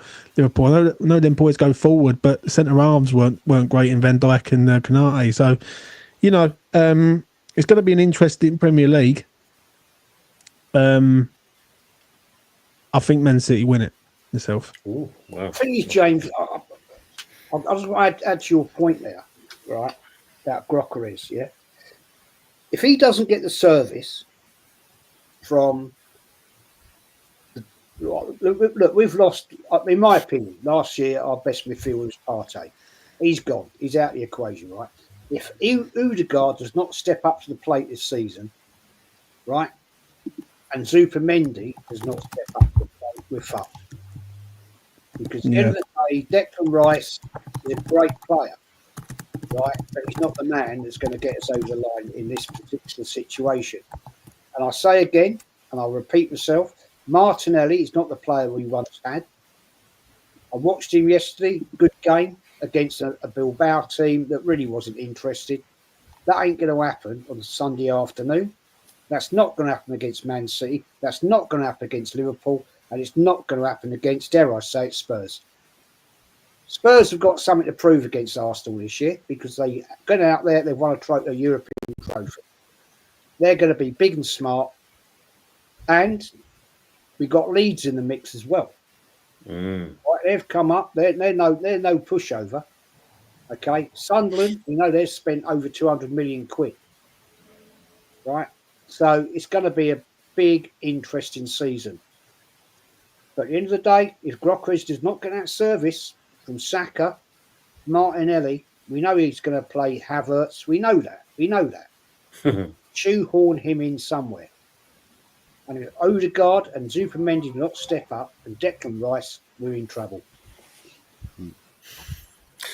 We're in that. Before, because Matt's going to have to bounce off in a minute, but before we go in that, he's got here, in the last few first matches he'll be shooting, thoughts of Tijani Reindeers, or Reindeers, I think he's going to be called from now on. So say again? Thoughts on Tijani Reindeers, he's saying here. What do you think of this fella? The Liverpool signed. Is it Liverpool? I think they've the Man City. Oh, sorry, Man City. Yeah. What do you think of this man? Never heard of him. Not gonna lie. No, I don't know. Yeah, same here. I mean, I don't know. Pep's obviously see something in him. James, Fuzzy, do you know anything? AC Milan, ex-AC Milan player, central midfielder. Used to play for Feyenoord, I think it was. It was a Dutch club he used to play for. I'm sure it was. Dutch name, isn't it? Right. That's a Dutch name, isn't it? Yeah, and he's a tidy player, I must admit. And what Man City have done is they've got a replacement in there when Rodri isn't fit, so he's the guy. So yeah, I think he'll be good, very good. So have a look out for him. Thanks for the highlight on that. I was thinking be a little bit more like a Gravenberch type player, similar to him. Possibly, yeah. I think, based off of the times that I've seen him play. But There's an interesting comment there from Adam. If we get Eze Rodrigo on loan, Rodrigo's saying he's staying, mate. He said yesterday he's staying. He's staying there, is he? Wow. He ain't going nowhere. He wants 300 grand a week, doesn't he, Jez? Apparently. I don't know much money, mate. But Bloody no, hell. apparently yesterday he announced he's staying. He ain't moving. So Bloody hell. So Matt's got a bounce anyway. Matt, thanks for being with us as Yeah, Matt. always. It's Yeah, good no to worries. see you. See you later, guys. And Take care, you Matt. want to shout yourself out before you bounce off? So yeah, can do. Yeah, our channel's called UTCID, AFC Bournemouth Supporters Channel.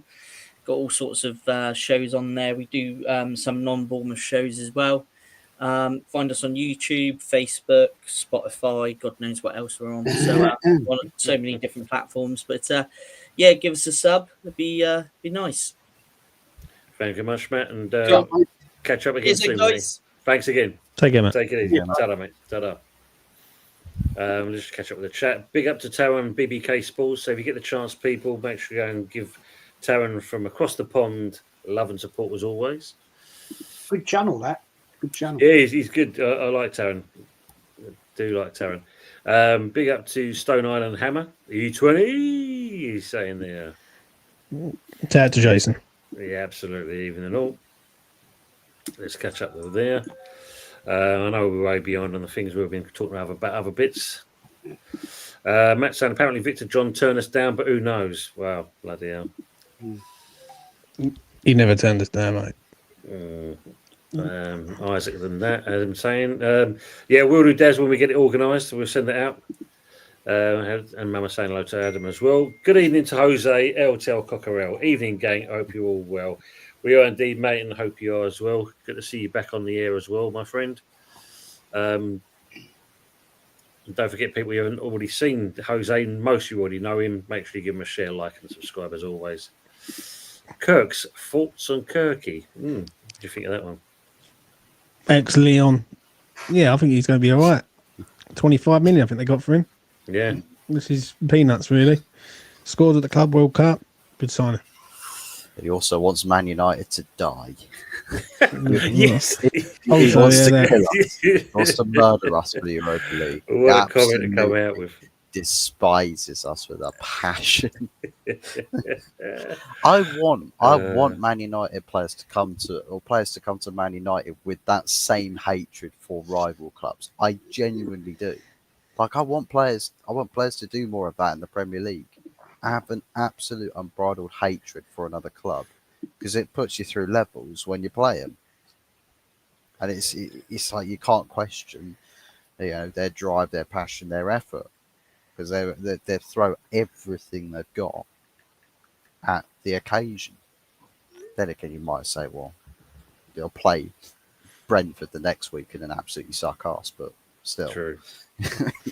Seems to be the case with the modern footballer, but still. I want to see more players really hating rival clubs. Yes, Froggy still number one. I do believe Anana. Fuzzy has told that as well.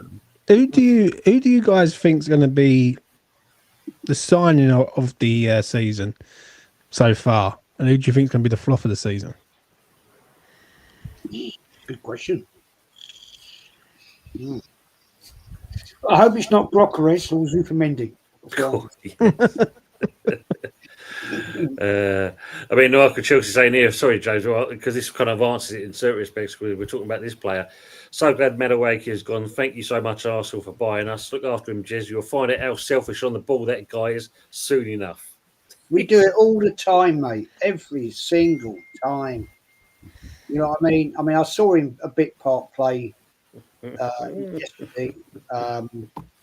I can't make a comment. I haven't seen enough of him play yet for Arsenal. I've been told by some Chelsea friends, mates of mine, that we think he's pretty pants. But hey, that's Arsenal, isn't it? Let's buy the rejects again. You know what I mean? True. I'm led to believe now that Big Arsenal they've moved the Chelsea pensioners out of Chelsea up to Arsenal. Probably cheaper around the area, Jez. That's probably why. Probably is, yeah. Probably is. Usual St. Villa's away first game. It's on TNT, Mama, for the Newcastle one. Yes. Smash the likes. Thank you much as well. And thank you, Kawasha, as well, Tony the Legend. Who here would sell Paqueta if we offer for 50 million come in? Would you take 50 million? No. But why are we selling our players? It's just, I mean, we are like the fucking Lidl, mate. Right? I mean, we are trying to sell everyone for like for Harrods prices and trying to buy on Lidl prices or Aldi prices. Do you know what I mean? So no, I can't. Out yet? Has he sorted his gambling thing out? Yeah, it's 100% done, mate. Yeah, he's all clear. He's all clear, Jez. Good. 2 years in, put him through. Yeah, sorry. Let me go back to that one first of all. Come back to this.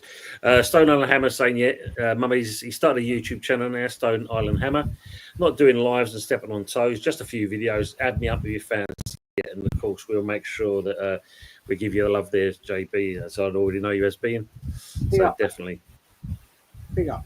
But yeah, Jez, he basically got. Mummy Frost. Oh no, we're not going to do that one. 2 years put through the mire, and basically they had bugger on him and that, so he's scot-free. Good. Okay. Good to hear.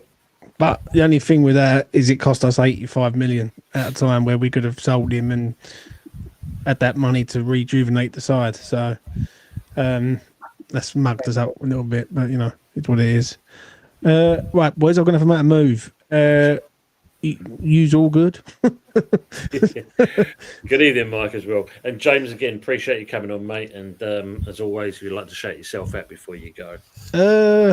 Don't subscribe to E20 Zone TV if you want to get the manager out in the first 6 months of his career. That's what I'm going to say on that.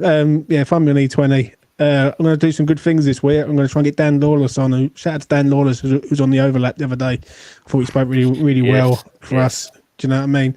And he sort of put his point across. But yeah, E20 Zone TV, check it out. Much love to all the boys. Bish, bash, bosh. Before you go, James, if you do speak to Dan, just ask him what happened on Friday when he kind of somehow managed to knock the chat off completely. And then suddenly somehow set the whole channel up for kids. That's why nothing came up. And I only realised about 45 minutes later, kind of thing. So yeah, just be mindful of that part. I will do, mate. You take care. All the best. And you as well, mate. Take care, mate. Mate. Care, let's just try and catch it there. Good evening to Lawrence. Afternoon from Lexington, Kentucky. Hope you're doing well, Lawrence. Good to see you.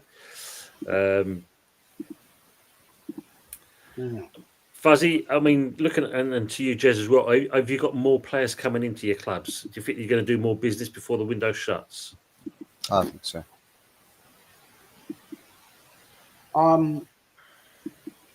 I'd like to think so, mate. I would like to think so. I'd hope, as I said earlier on, if we could get Eze in, I think that would be job done. And I could honestly sit him down and say that's an 8 out of 10 window. But we still need that left wing supported. I'm not convinced that we've got that right support there. So, but who are we going to get on the left wing? That's the question, isn't it? Who's that player going to be? I don't honestly know sitting here right now if we're going to do that. Of course. But Sancho's still available. I think we're still weak on that left side, in my opinion. Yeah, because isn't Trossard supposed to be off somewhere, or is that all fallen through? Well, there's rumour about it, but I mean, I don't know. I think it's all gone a bit dead, to be honest. Mm. To be fair. This panel was actually cooking until Anthony appeared. Where's he gone? Did he disappear? Yeah, I think he's gone off on that. I think there's a chat come through. I have to have a look at it because I've had a few messages come through at this point. I mean, Fuzzy, you got much coming through yourself? Transfer wise, I think midfield is what I think focus is on. I know a lot of people reporting that we are trying to sort out, say, personal terms so we can make it so that Baleba wants or potentially may end up at some point this window forcing himself or trying to force himself out to make a deal with Brighton any bit easier for us. So I think Ineos perhaps testing the waters with that. As far as the goalkeeping situation goes, and I'd love the idea of signing Donnarumma. I really would, but I think that is just sort of paper talk to try and squeeze PSG to pay Donnarumma what he wants with the contract. But if it really doesn't work out, then we could see him make a move very last minute in this window. I think there is probably legs to the idea that this Lamens deal for this Royal Antwerp goalkeeper. Perhaps there's a deal already struck there. It's just timing. There's already a cash set aside. They want to see how much of the budget they can use up for a midfield target. If we can do that deal, then I think the Lamens deal will probably round up the transfer window overall, and hopefully it does what we need to have set us up for a good season. I think it's just really the case that player sales, I would have liked to have seen more done in that department. So, but yeah, 2 more signings, I reckon, at the very least. Yeah, I mean, hoping for us, we do sort out a midfield. We need a couple of players in there, and I say with this gay fellow, we're looking at that. But as James said earlier, I mean, they want X amount of money, but are we going to do that? Because as Trosh put here, Sullivan hates being keeping West Ham fans happy. That's why he announced Declan Rice leaving the day after the European win. That kind of puts our position, basically. I mean, go back to you, Fuzzy. I mean, wasn't Martinez from Villa touted to come over to you guys?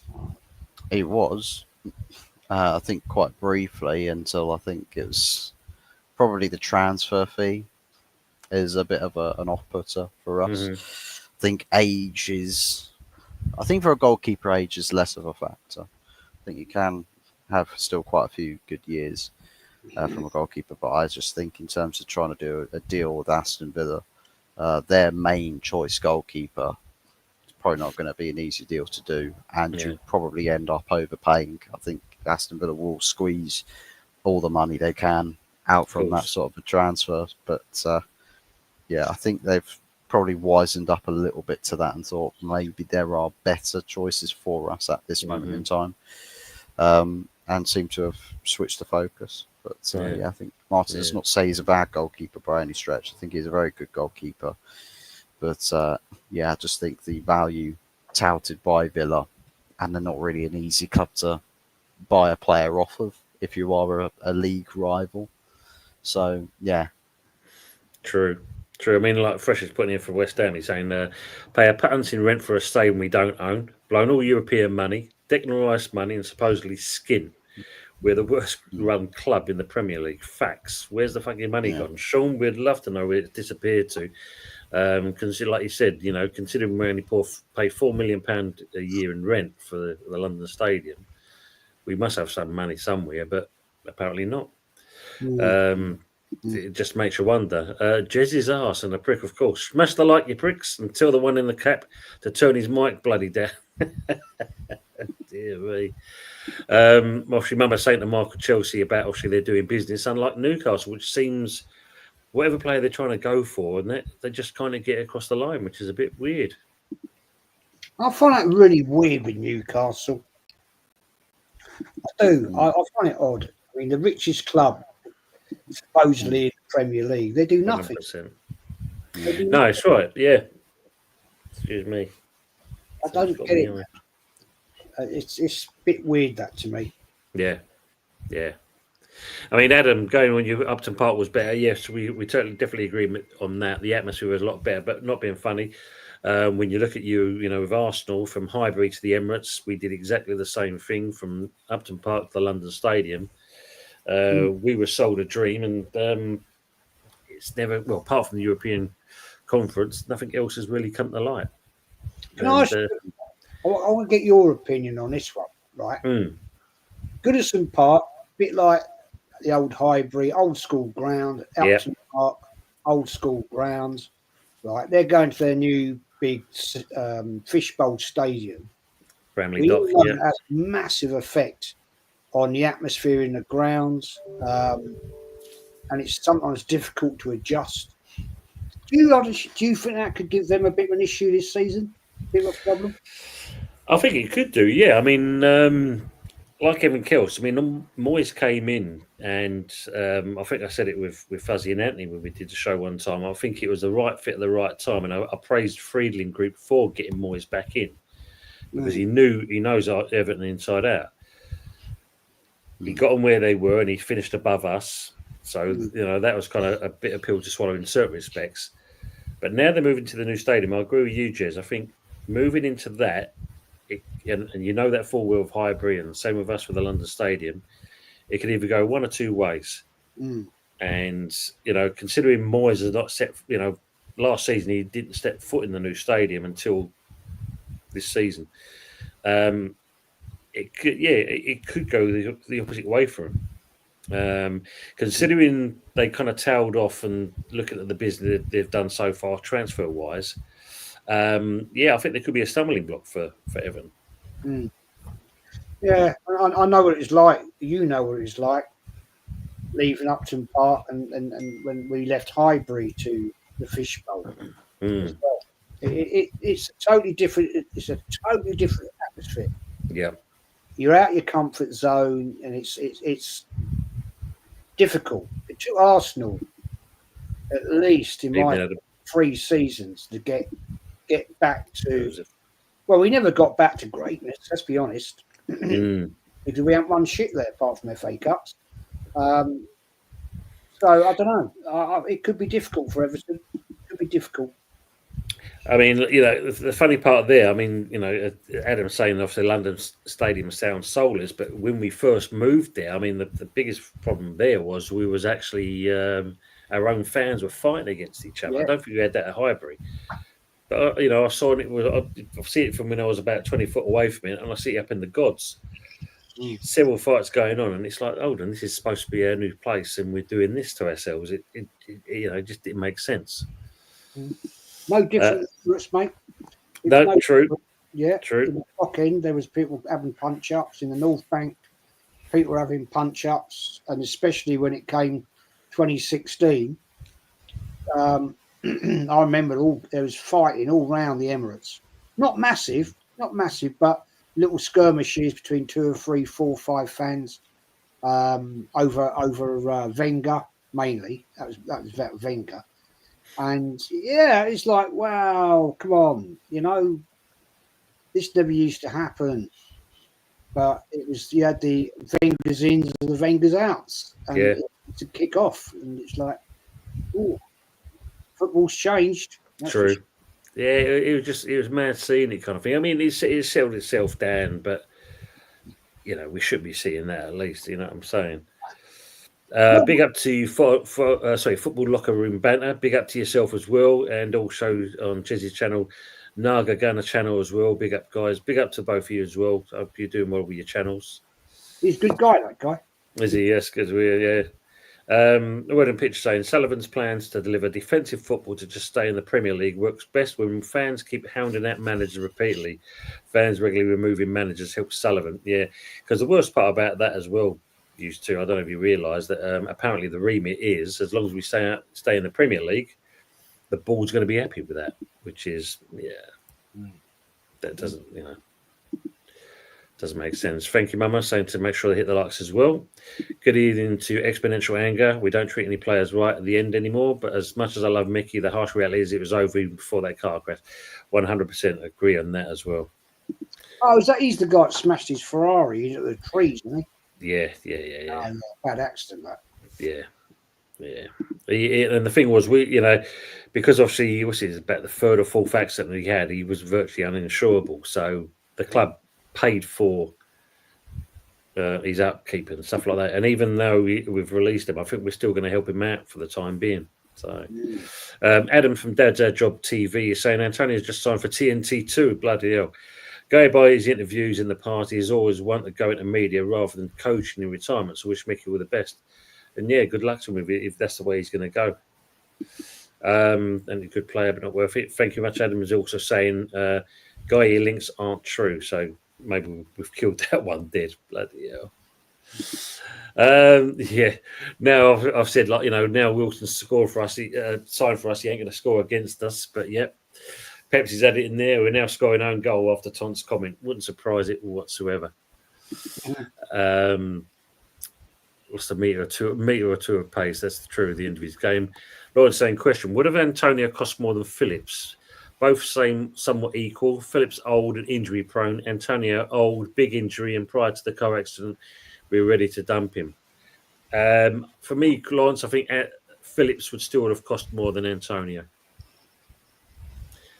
Being he was an England international as well, even though the small amount of games he has, I think for me, that would have been enough to make him his fee a lot more than us, than Antonio. Alone an 18-year-old, we're so tight. Yes, it is. That's a thing, Trosh. Hit the like, guys, as he's saying, and don't forget to do it to the other two channels as well, please, while they're still here. Let me just try and catch up what we can. Here's your first game of the season. Sunderland, what do you think? Yeah. Eamon Green, good evening as well. There was no sentiment in business. Very true.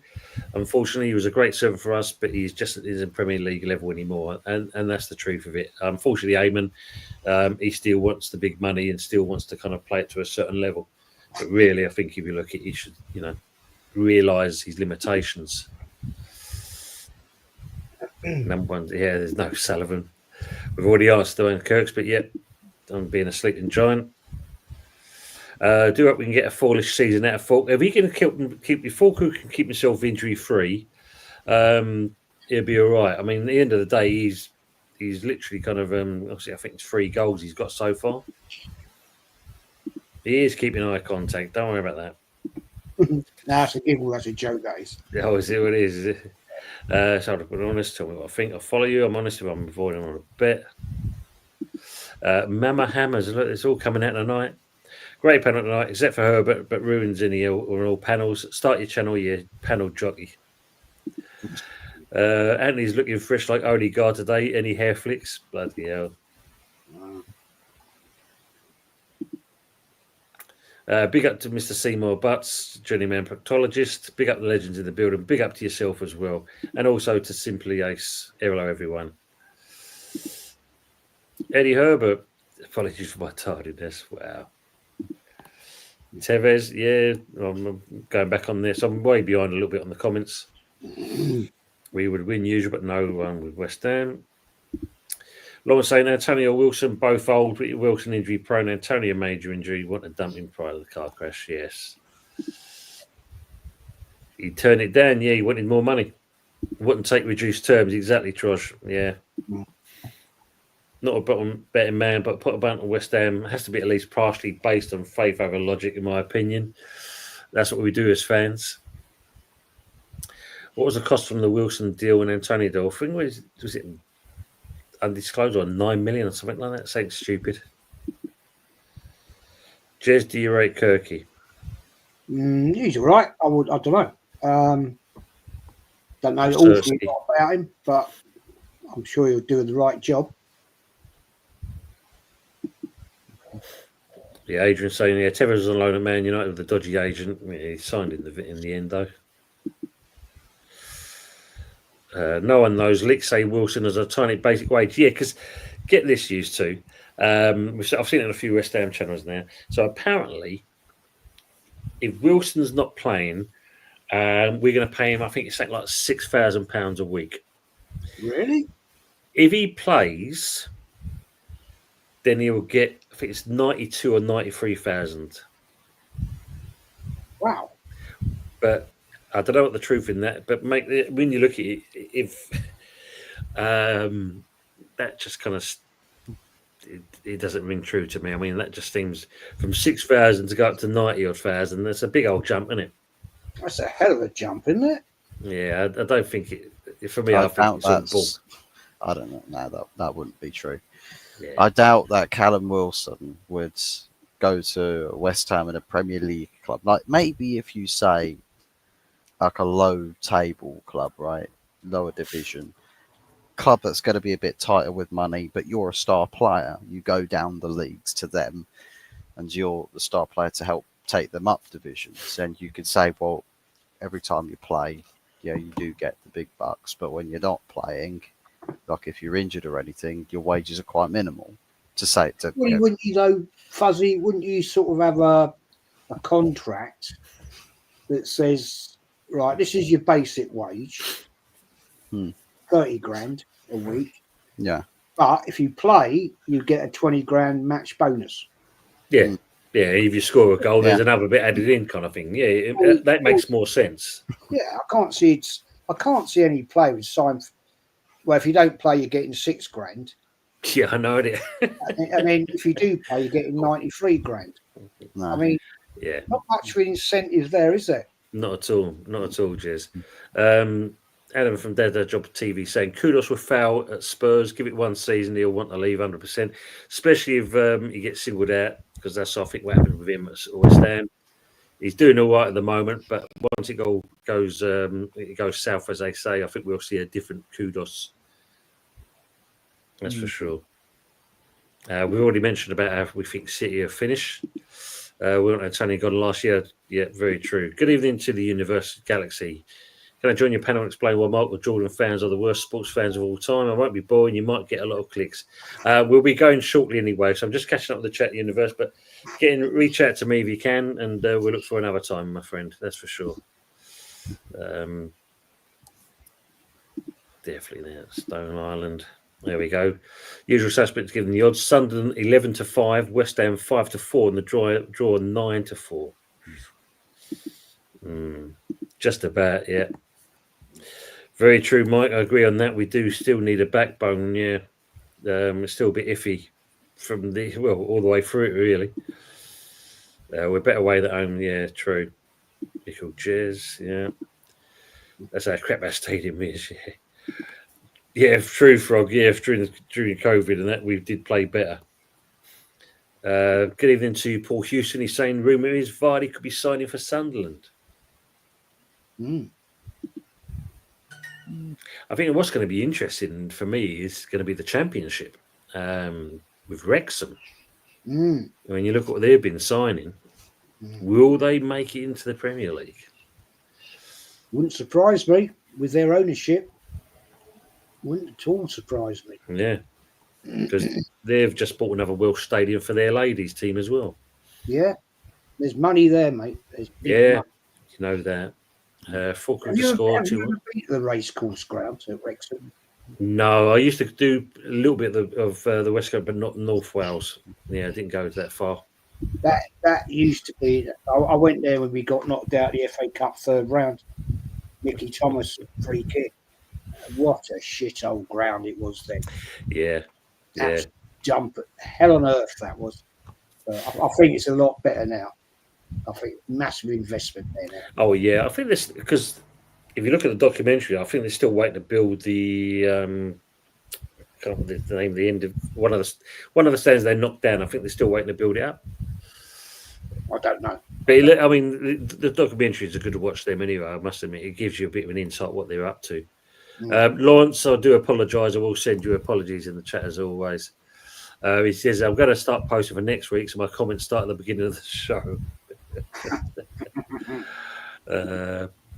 Paul's also asking, what odds on Wilson coming on getting a winner at Sunderland? Ooh, let's see if the usual can come up with that one. Terrible short price, 5-4, that's why I'm avoiding. Absolutely no value. Yeah. I am Titanium, Coma Chameleon.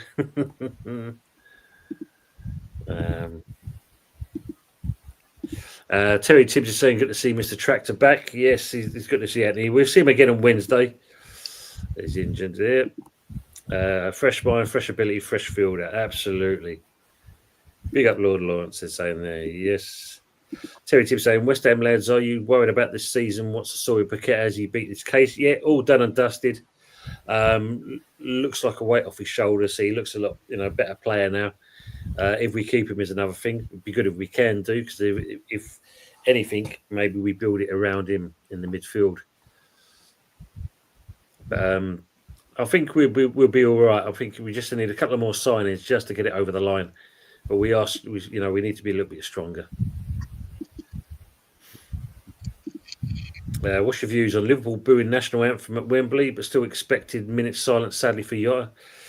Yeah, double standards in that respect. Yeah, I don't agree with that. Yeah, definitely agree on that. Yeah, it's not one we should do. Adam saying, Onana and Sanchez will be battling for the Golden Glove. Two great keepers.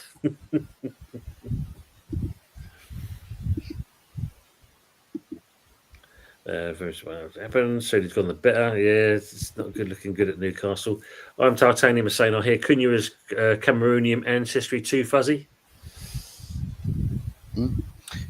Well, that's one of the concerns I probably have, is most of our targets, if we end up signing them, and they're the biggest difference makers, AFCON comes around, they all disappear, and we all just go on a massive losing streak because the big difference makers are all gone, playing for their nations, and we're all just left with the players that don't really have much of an impact to make. But yeah, I'm hoping that's the case. Imagine it. Usually saying Burger King would sign Luke Shaw. There you go. True. Let me just catch up. I'm going to have to jump down a bit on some of the comments. So apologies, people. Time's ticking on and that. Are you doing a watch along against Sunderland on the Sunderland game? If it's Saturday, no, because I'll be working, unfortunately. I've been working over this weekend, and that, so it's good to kind of get on this one.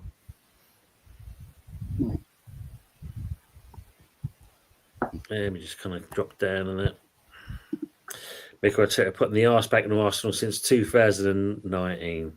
Arteta. Matt saying, putting the lemons back into a lemon meringue pie, you mean frogging a well for old Arteta?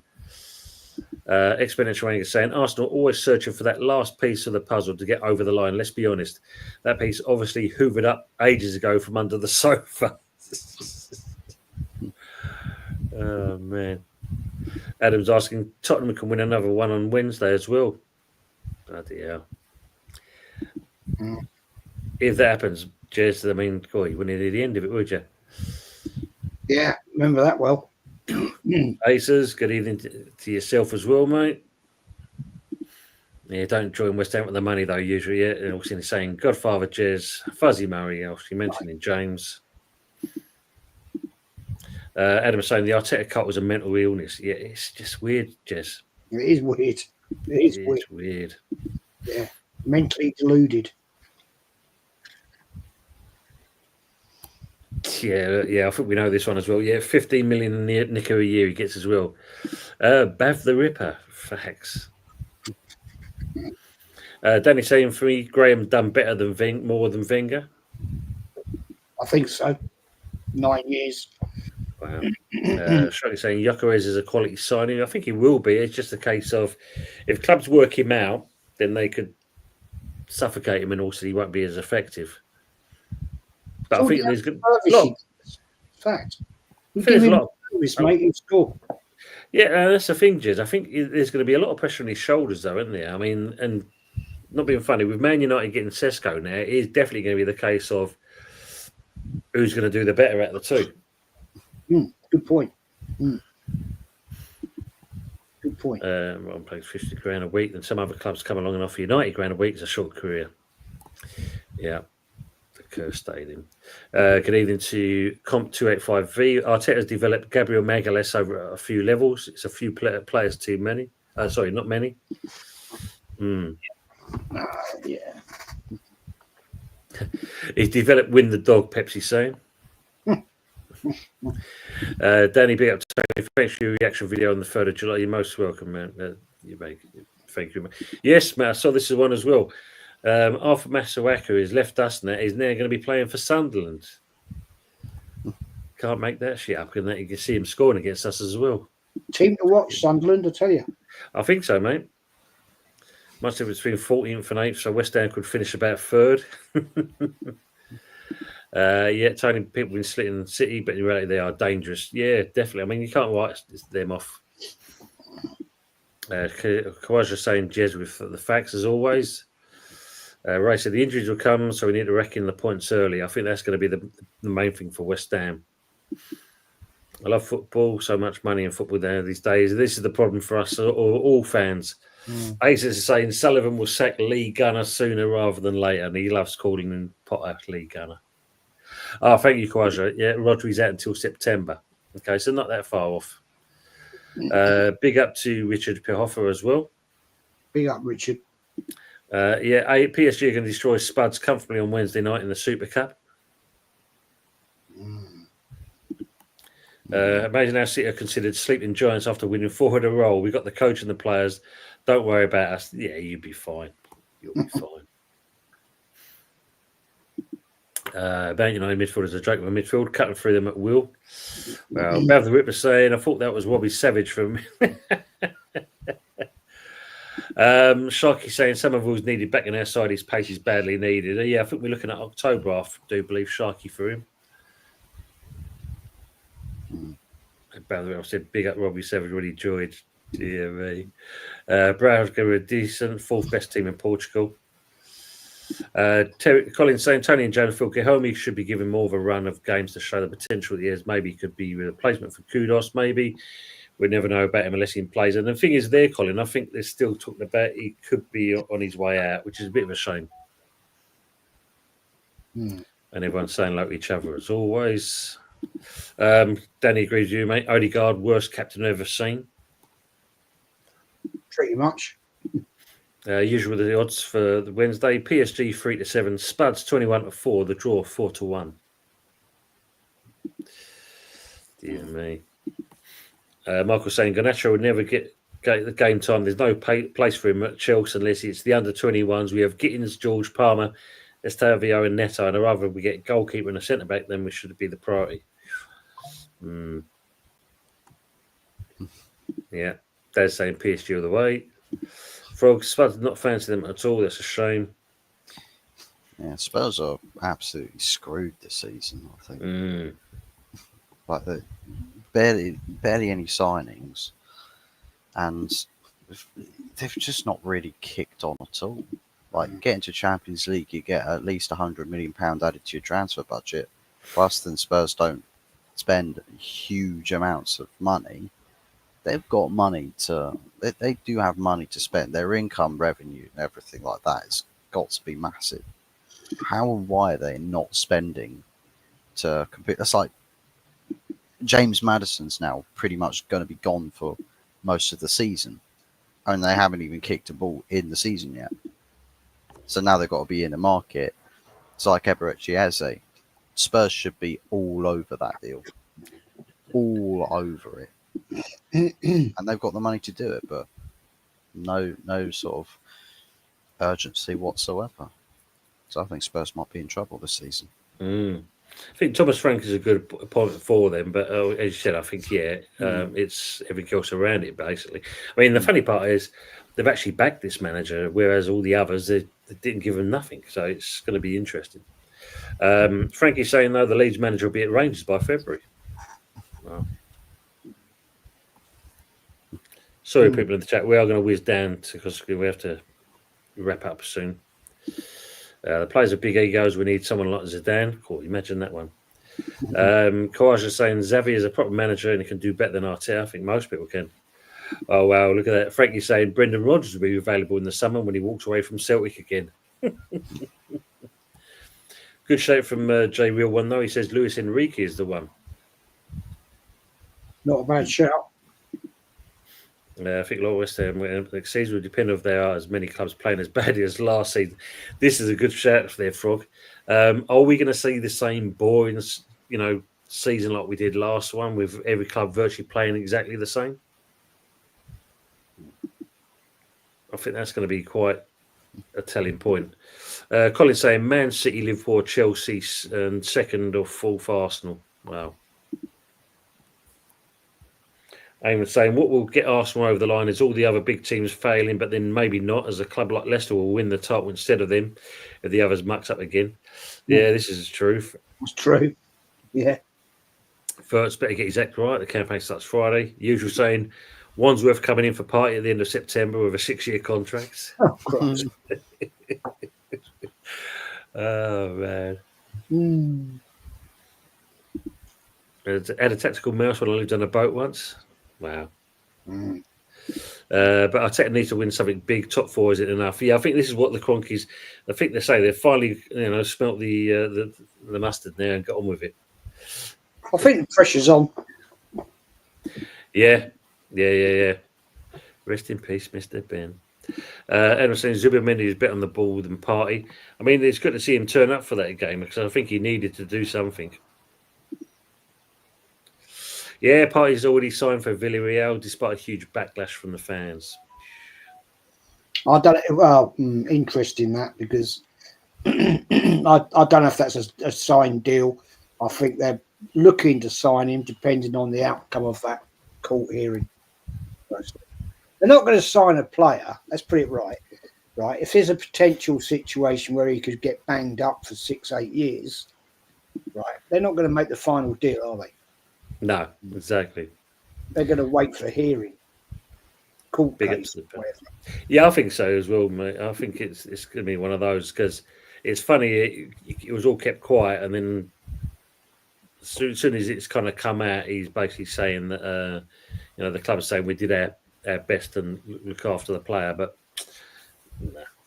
I think everyone knew, didn't they? At the end of the day, I think it was only a matter of time. It was only a matter of time. I just think it's a fucking disgrace myself, but there we are. Yeah. Going back to James, sign of the season, Malik Diouf we've signed. Yeah, he looks an exceptional player. Looking forward to that. Kudos worth signing, Harry's saying. Verts on Magic Diouf, son of the season, a flop of the season, no idea. Well, it could be Mr. Wilson. Everyone's reading, Diouf. Young lad as well. Well, looks a top player. Well, could be an interesting flop of the season. I don't know why, but I feel like if there is going to be a big flop for a club this season, I just feel like it would be someone like Brian and Burma. So where you've got a standout performance in the Brentford team last season. What if the team he's coming to this season plays it just slightly off key for him, and he doesn't find anywhere near the impact that he did at Brentford? Could be the case, yeah. So I think it might be. It might be a bit of a surprising one with flop of the season. I think we try and make it a bit obvious with Florian Wirtz, biggest money signing. So if he doesn't get like 50 goals this season or 50 assists, yeah, he's a bum. He's finished. He's absolute waste man. But no, I genuinely think it's probably going to be a surprising one for flop of the season. Be interesting. Big up to Dermot from Tottenham Hotspur FC till we die. Hope you're doing well, Dermot. Good to see you as well. Udra was asking JB when he's doing the next stream. Words on the building. Big up everyone. Jez, would you take Doku? Just curious. It's all right. I'm not sure he's the one I want, though, to be honest. Daz is asking, Fuzzy, do you think your manager will last the season? Probably, yeah. I think so. They're saying PSG letting Donnarumma go for 26 million is peanuts. I think it's the wage baggage that would come with it, though. Yeah, because what's he on? Do you know what kind of fee he's on at the moment?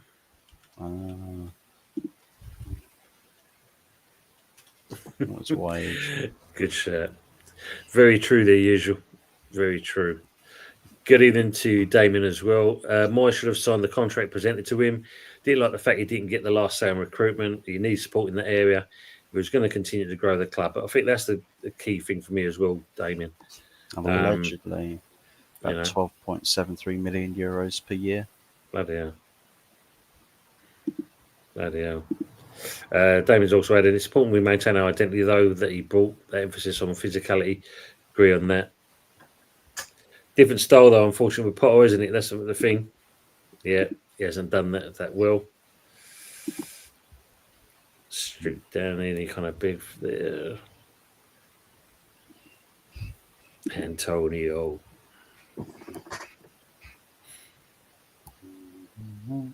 Let's just say, so sadly, ownerships feel different to us fans. We believe, me from a fan who had our home taken away, cherish a stadium you have historic. Yeah, or for us, both Arsenal and for the Hammers, yeah, losing that identity, unfortunately, is not good. Well, at least yours looks a bit more iconic. At least they've kept the main, the front entrance of the old Arsenal, the old Highbury. But if you look at Upton Park and it's not recognisable at all, just nothing like it was. No, I still don't like the Emirates. Sorry, don't like it. No atmosphere. Soulless, mate. Soulless. Yeah. Geordie Dread, big up to away the lads. I'll be doing well, Geordie. And also good evening to Jason as well. Evening all. Evening, mate. Nice dog. Yeah, isn't it? Will Isaac play against Newcastle in the second game of the season? That's going to be an interesting one. Do you think that's going to happen? Do you think Isaac will go to Liverpool? I probably would say yes. I'd like to say yes. I think given the fallout between Newcastle and the fans, and I think the relationships between Isaac and everything Newcastle now is pretty much just a burnt bridge. I think there's too much damage done there to the pride of Newcastle. I don't think really there's a lot that any really feasible assets around Newcastle that want anything to do with Isak at the moment. I think it's just a case of see how much Liverpool will be willing to table, and if they don't up a bid, then I suppose we'll just accept whatever the maximum they'll offer. Yeah. Right at the end of the day. So yeah, I think it's a move that will happen. Going to be interesting. Will be interesting. Good evening to Chris, Better Football TV. Evening, I'll take those wages. Anything can improve my €0 a month wage at the moment. Big up to yourself, man. Yes, Mum, I know I'm behind. It's been a while, like as you know. So, yeah, keep it up to tradition.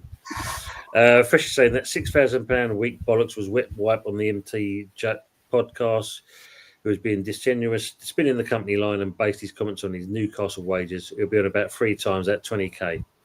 That sounds more reasonable. Daz, good night to you as well. Top show. Thank you very much, Stuart, for that. He was said, yeah, Uncle Tom, like I said, I can see it, nothing has changed. And Daz saying good night to everyone here as well. Everyone's saying about how Zubimendi looked amazing. So literally plays to the strength. Tom will read that tomorrow. Matt Gunner saying, Jez, how many goals do you think Gyökeres will get just in the Premier League? I've punted out 3 weeks ago about 18. Should be good. Yeah, I agree, Ray. Yeah, 18 would be a good shout if we can get that. Then it's not a bad first season for him. Yeah, I mean, Bev's saying 20. He reckons is for him. Yeah, old school Gunners, Hammers Wednesday. Also, usual, we will be coming back with the good, the bad, and the ugly as well on Wednesday night. So look forward to seeing you into the chat for that as well. Let me just scroll down. We can't rely on Juve as our supply line. Very true. Luba saying, big up jerseys, is the Arsenal man. 100% he is. Now that I think of it, you still haven't got to the message I left here about 3 months ago, Tony. I'm getting there, Chris. I'm getting there. It'll be there. Yeah, apologies, people, on that. I'm going to have to whiz through on that because time is ticking away from me. Oh, yes, Tony has a time machine, doesn't he? Absolutely. That would be lovely about that. Let me just kind of scroll down. Good evening to Vincenzo Patron. I heard the Community Shield was pay as you view today. The greed is unbelievable. Happy, good to see you as well. Oi, oi, Hammerloys. Early again, LA. Matt Gunner's also saying, Odegaard, the worst captain ever seen. Jesus Christ, I really do question people's ball knowledge. Well, who's the worst thing? That's what I want to know. Oh, yeah. Who's the worst? Because he's shit. He is crap. Evening to you, Carl Rossi, the legend. Good evening, Cole. Hope you're keeping well, mate. Oh. And everyone's saying like each other. I find it funny, mate, when people come in with them comments, because I don't know how long you've been watching Arsenal, but he is the worst captain I've ever seen. He's rubbish. Nice. Yeah. I mean, I think it's time for him to move on as well, don't you? Spelled that wrong. Let me scroll down a bit more. It's saying obviously party's done. There's an agreement. If found guilty, he'll be dismissed, which he agrees to. There you go. So he's signed, but he could be out before you know it. I think, Tony, let me quantify that, right? I think people get distracted about the captain and the player. He's not a bad player. He played well yesterday, but he's got no direction to the team. You never see him directing the play. That's the difference between a good player and a good captain. Yeah, absolutely. He can play. He's quality, but that doesn't make a good captain. No, a good captain directs the team. True. I mean, you've got to be, not just an inspirational player on the pitch. You've got to be off it as well. To, get your players working. I agree on that. It's a big thing. If he hasn't got that part right, and we've seen that with him, unfortunately, we've seen other players step in, and exactly. Right against PSG in that semi-final, he was getting in players' faces. Right, that's a captain for you, mate. Right in their face, saying, "You do your fucking job." Words to that effect. Yeah, you don't see him go up, No, you don't see him go up to Saka or Martinelli, right, or Saliba or Gabriel and say, "Fucking step up, do your job." Right? We've seen captains in the past do that. Vieira, Tony Adams, etc., etc. David O'Leary, get in people's faces and say, "Step up." Now, that doesn't make him a bad player, but it makes him a bad captain. Yeah. You got to get in the player's face at the end of the day. I mean, unfortunately, they do like to be wrapped in cotton wool these days, unfortunately. That's the biggest problem. Vincenzo asking where West Ham finished the season. I'm saying 12th myself, Vincenzo. Some people are saying 8th, some people are saying 10th, but got to be better than what we did last season, that's for sure. Happy saying great to catch you tonight, Tony. And you as well, Happy. Good to see you in here as well. The funeral's tomorrow. Thank you, usual, on that. And I will be finishing the show shortly, and there'll be a little tribute to the father-in-law as well. Frog saying, smash the likes and get this man subs up. Thank you very much for that as well. And don't forget the other two here as well with me still, with Fuzzy and Jez. Tottenham buying Kudus for 50 million is a disgrace by West Ham front office. Yeah. That's another debate we'll talk about because, it should have been more. In my eyes, Sean saying, nice one, Tottenham guest, a welcome return. Thank you very much indeed. Really appreciate that. Thank you, David, as well. I hope West Ham have a better season. I think we will do. Aces, it's not got us completely garbage. Cheers, Tony. Good to see you all back, and Fuzzy as well. Don't forget Jez as well. I agree, David. Yeah, I think Decker should be captain. It was only a matter of time. You saying take care, Matt, and I'll catch up with you to Frog. Captain has to have more presence on the pitch and leadership qualities. Odegaard does not have any. 102. Obviously, you two keys. Be good. The thing is, before you wrap it up, just before the start of the game yesterday, when they were having their little huddle, right? Who was the person talking to all the players? Declan Rice. Yeah. Odegaard wasn't even there because he had been doing all the the bullshit, passing over the pennants and all that crap. When he came in to the huddle, right, with David Raya, he didn't say fuck all. It was the cameras were looking at it, and it was Declan Rice. It's like, come on. That just speaks volumes for me, just straight away. straight away. Chris, appreciate you coming in, mate. I hope you're keeping well, and we'll hopefully catch up at some point. Take care, good people. Nice to see you all again, and the same for you as well, mate. Yeah, man. David saying, false Paqueta situation at West Ham. Glad that it's finally over. 2 years of basically biggest load of BS possible. The fact that they took this player's phone, edit for a month, give it back to him, and then said, "Oh, by the way, can we have the phone back again? We want to look through it." And he kind of got rid of it by that stage. It was just, shit ass all over. So it's good. I mean, it's cost us, and it's cost him because he could have been a Man City buy now, and we would have spent that money nicely. But now, with the weight off his shoulders, hopefully we'll see, a better Paqueta, because you can see last season, especially when he got the yellow card and he cried his eyes out, that just shows you the stress and the pressure it must have been on that man. Thanks, mate. Indeed, yeah, wouldn't it be a pleasure? Thank you very much there. And he's saying, West Ham go after them and get compensated. I think that's the next thing that's going to happen. 80 million was the fee at the time, 60 million plus probably the add-ons and so forth. Vincenzo saying good night, everyone. And what we're going to do, people, we are going to sign ourselves out. So thanks for Jez and Fuzzy being on the show. It's, like I said, it's a good return. It's been a while, and we'll be starting back up again. For me, you'll see me, Fuzzy, and Anthony on Wednesday with the good, the bad, and the ugly, and then you see me and Budgie again back for the West Ham review. For you, Jez, what you got coming up? Tomorrow night, 6 o'clock, I'm on with Shane Gooner, doing my all-time Arsenal 11. Looking forward to that. There'll be some odd ones in there, for sure. Kenny Ken did his last week, which was brilliant. And then Tuesday night, 6 o'clock, is the old school show with Kenny and Shane and DJB, where we talk chew the fat.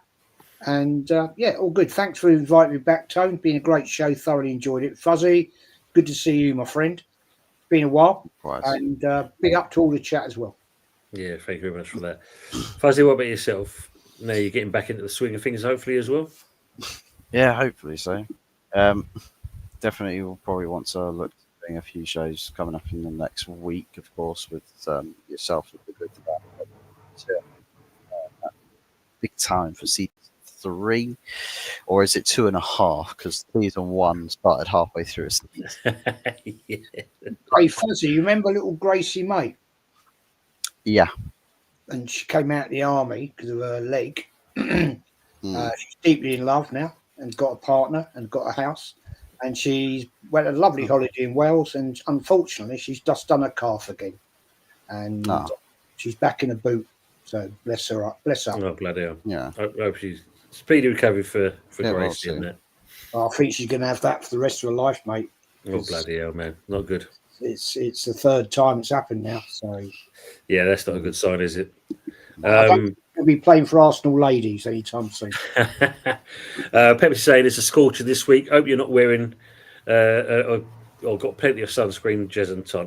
Thank you for the kind words, mate. I've had enough of the sun. I think you can tell. So people in the chat, thanks for being being with us, and that. Don't forget to smash the likes while you can, and if you haven't already, do a share, a like, subscribe to Hot Fuzz 44 OG, Jersey's Arsenal, actually the Hammers Football TV. We're now going to fade ourselves out, and we're just going to leave this one picture up, and it is the father-in-law, and the funeral is tomorrow, and may you rest in peace, Barry. Rest in peace, Barry. Big up. Thank you very much there, Kawaja.